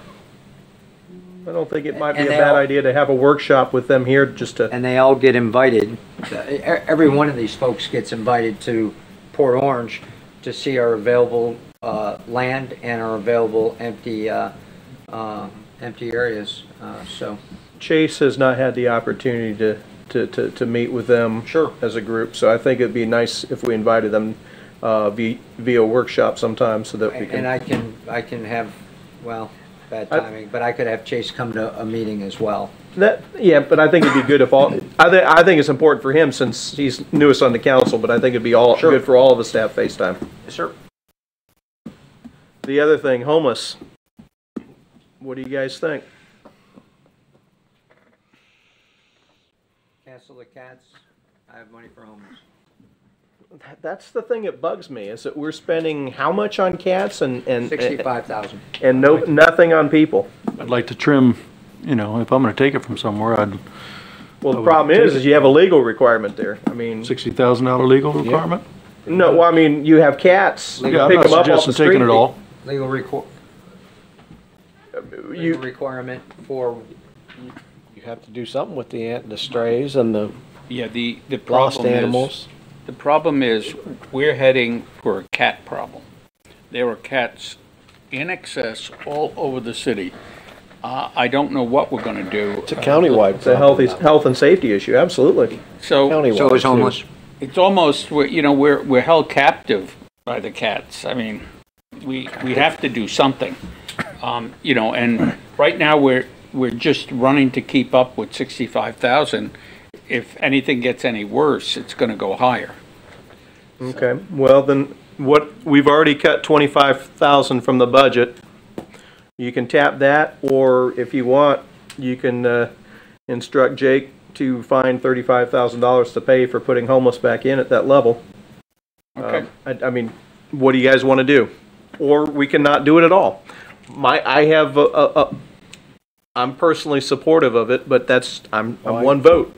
We got to do this as a council. I get that. I just don't see how we can. Everybody's saying cut this, cut that. Now you're talking about adding 35 grand. I just don't, doing the math. I don't see how we can make that happen. I get the need for it, but if we got other guys talking about cut. Now you're saying add. So I just don't know how we accomplish that. Not cut. Don't increase as much. Remember, you're talking about a 10% increase, when nobody here has talked Well, that's about. from rollback, but I get it, you have to go there, but we're not at rollback. But I understand the. No cuts, methodology.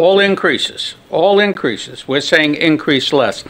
I think we probably, as a city, need at a reduced level, because we're not going to be using it at the high level of Daytona. I think we probably should get involved in the homeless thing. I don't feel good about it, but we do need to become Pottinger compliant. And this is probably the least expensive way for us to become Pottinger compliant. Bob, what do you think is a suitable level? Somewhere in the 30s to 40s. 35? 35 is great.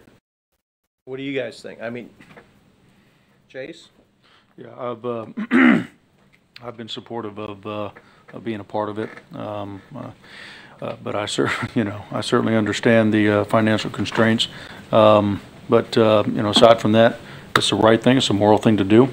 At the same time, if we want to have all these events at Riverwalk, where do you think the Haven is going to be for them? Now, we might have only used it a couple times prior, but number one, I don't know of a least expensive way to be Pottinger compliant. At the same time, it is a public safety, because when that Riverwalk hits, and I've said it for a couple of years, that has a propensity to be in the next city island. So I mean, you are correct. I think we need to prepare for that at some level. Okay. Drew, you've spoken. Scott? I just think we have to have that tool for the police officers on the street. Not giving them that tool and that avenue is I just don't see how that would be responsible. It would be irresponsible. We're gonna have to figure that out. I mean, I agree with Bob. I'm not happy with the option. I still have a lot of concerns with the plan, and maybe not so much with the plan, but maybe with the expectations that are selling the plan. Just talking with a lot of folks. In fact, this weekend got to talk with a wonderful police administrator from Pinellas County themselves, and it isn't what it's sold to be. But yet she did say it gives her officers a tool that is very much needed on the street. So I get it. Yeah, I agree with Bob. I mean, 35 is probably a dip your toe in the water and let's see how it goes. Mayor, I do have also, just for the record, I have strong reservations about the plan itself. I think it's just changed. I think it's now, correct me if I'm wrong, Mr. Cameron, is this going to a brick and mortar building now, I believe? It's not going to be a tensile fabric? Yeah. I mean, I think this is going to cost a lot more down the road. Oh, I think we knew that. More. I think we knew that before. And I think right now, I think there's problems with the current budget for this plan. So I mean, I don't want to, present that I want to make it clear that I'm supportive, but with strong reservations. I think all of us know that there are no ideal solutions here when we're talking about this to begin with. Now, go ahead. No, I was just going to make an observation. There's a show on TV called Parolees and Pit Bulls. We probably need to have a new show called Homeless and Cats for Port Orange. Maybe we could have the homeless work at the shelter taking care of our streets. We don't need any more reality television shows. Just saying.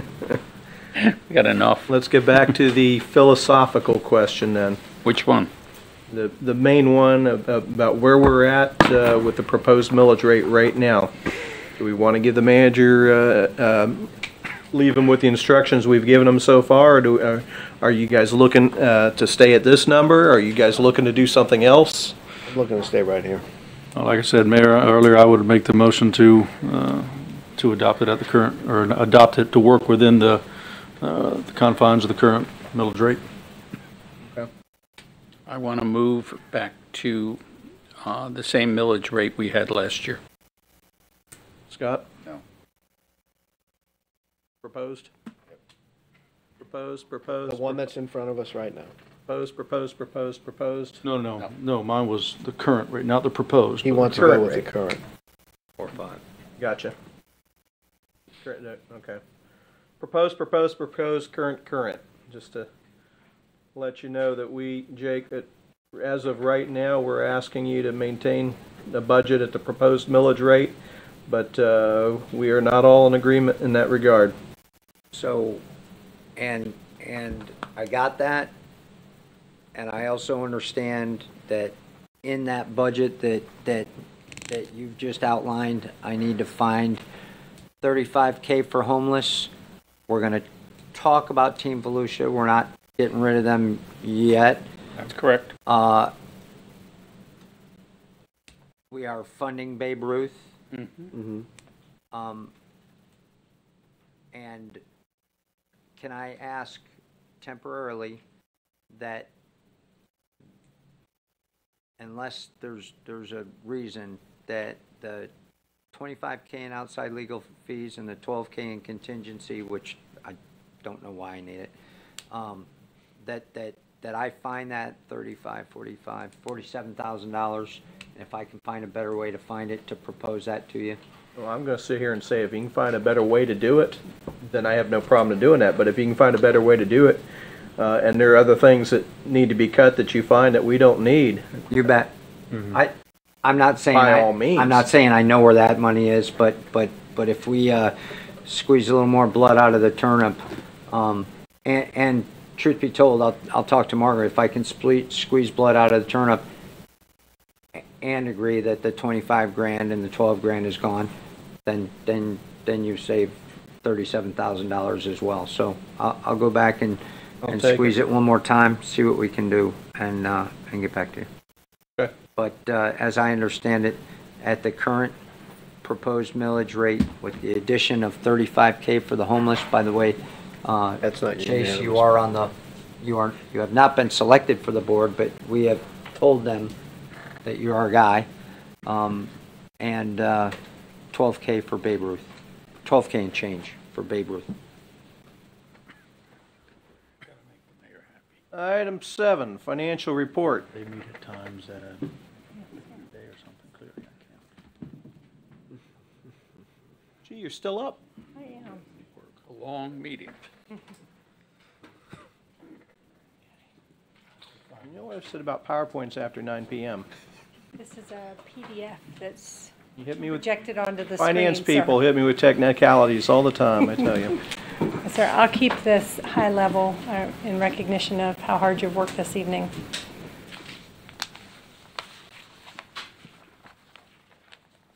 It's a workshop. It can get messy at times. You guys all leaving on me? Fine. Yeah. Looking at the general fund, you will see that we currently have revenues at we're currently at 83% of the year, having passed with revenues at 63% of the budget, which is currently $28,847,268. That's $2.6 million more than at this time last year, primarily accounted for by the sale of land and increased ad valorem taxes. The increased ad valorem taxes in this year was $950,000. The sale of the land was $996,000, and the sale of the land is found here in this $2 million line item right there. So that miscellaneous revenue, it's a non-recurring item. We also have some non-recurring usage of forfeitures in our ICMA accounts. Are as people leave. Yes. Are the taxes coming in, we're about a 7% increase, is that about what's coming in terms of our taxes coming in? Yes, we have $950,000. So they're about more, 7% ahead. more than at this Okay, time last year. But it's actually, it actually at this point exceeded the budget because we budgeted 95% collection, and so we're slightly higher than that currently. So that's why you see that 100% of the budget collected. Tracy, you mentioned resales. That's under miscellaneous revenue? The land sale, yes, it's under miscellaneous revenue. It's included in this $2 million figure right here. Of course, we hadn't budgeted for that land sale, and that's why you see that the budget was only $1 million. Yeah, we can't budget for land that we don't know we're going to sell. Right. That's a non-recurring item, and so that's where you're seeing that reflected. Do we have a general idea of what it's been? Yeah. On a recurring basis? I mean, I know it's not a recurring fund. Not on recurring sale revenue, of but- land, no, sir, because it's a non-recurring sort of sporadic thing that happens when the opportunity presents itself. I mean, I get that, but I imagine it happens every year. No. No, Okay. I wouldn't say so. Okay. No, it happened, I would have to look back. That's fine. But this one was a Years we was a sell, large sale. and there's years we sold, and there's years we bought. Okay. True. So if you were to take the hurricane out, which you see this appropriated equity figure there, about 8.9 million of that is associated with the hurricane. If we were to remove that, we're at 77.6% collected for the year versus 83% of the budget. We do have like things that come in at the end of the year, so I don't see anything in this that looks unusual. There's no real major exceptions outside of the ones already mentioned. Our expenditures are currently at 76% of the budget. After we remove the hurricane and fleet and some capital items, we have spent $268,000 less than at this time last year. So again, this year-to-date figure is, of course, skewed by the hurricane.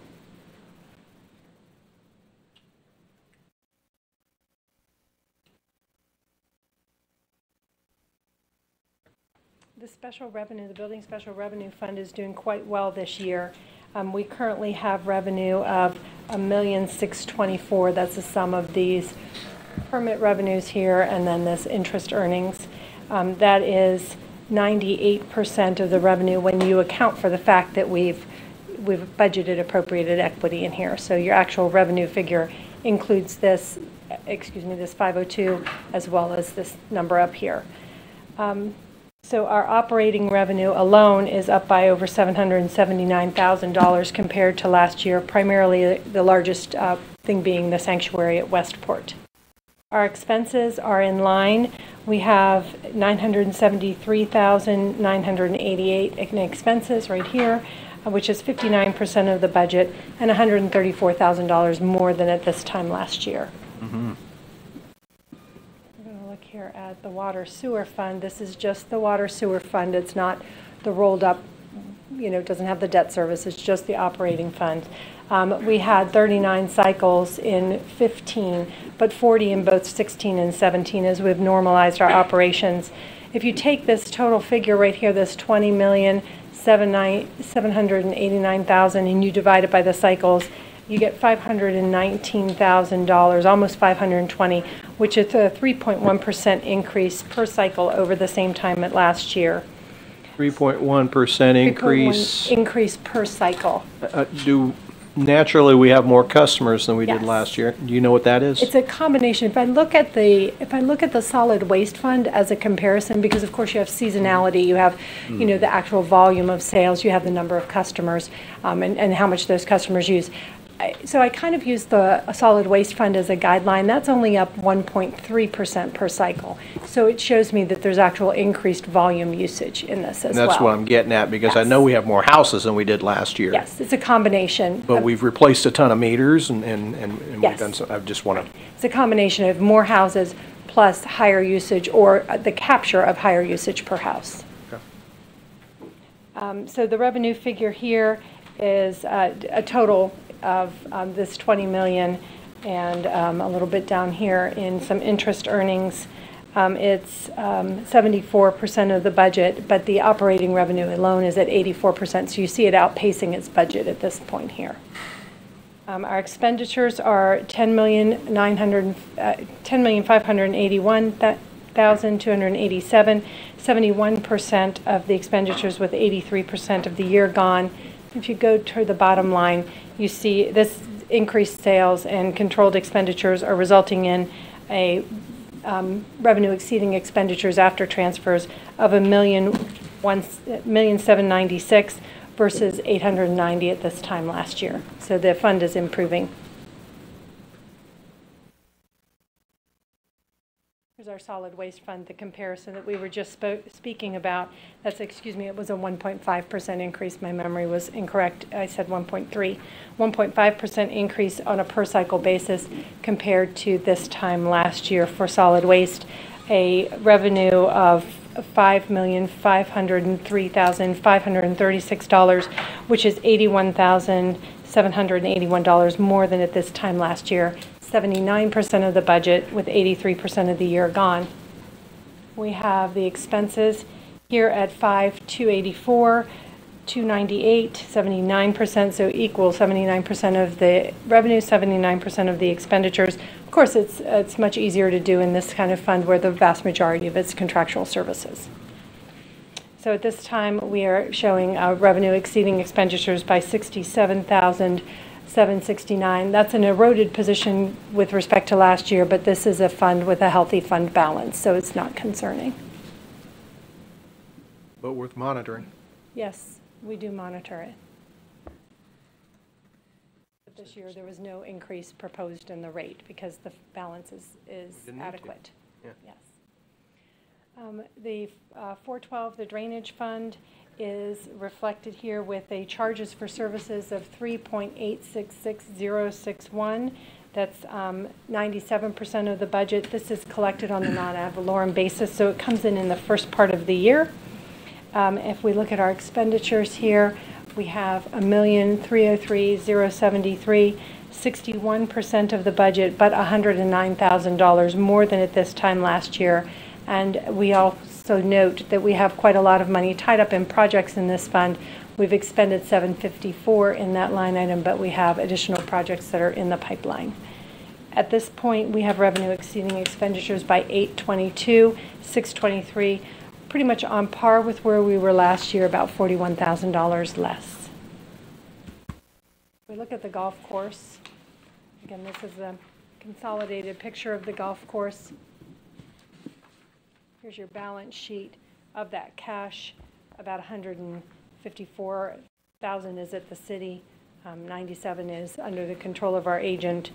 The advances from the other funds, these are loans. We have $1,559,000 out to the water sewer fund, $1,729,000 out to the loan fund.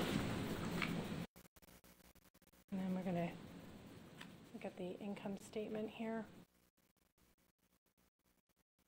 So at this point, of course, now with the changes in the tavern at the Green, this position will begin to erode until we find a suitable replacement.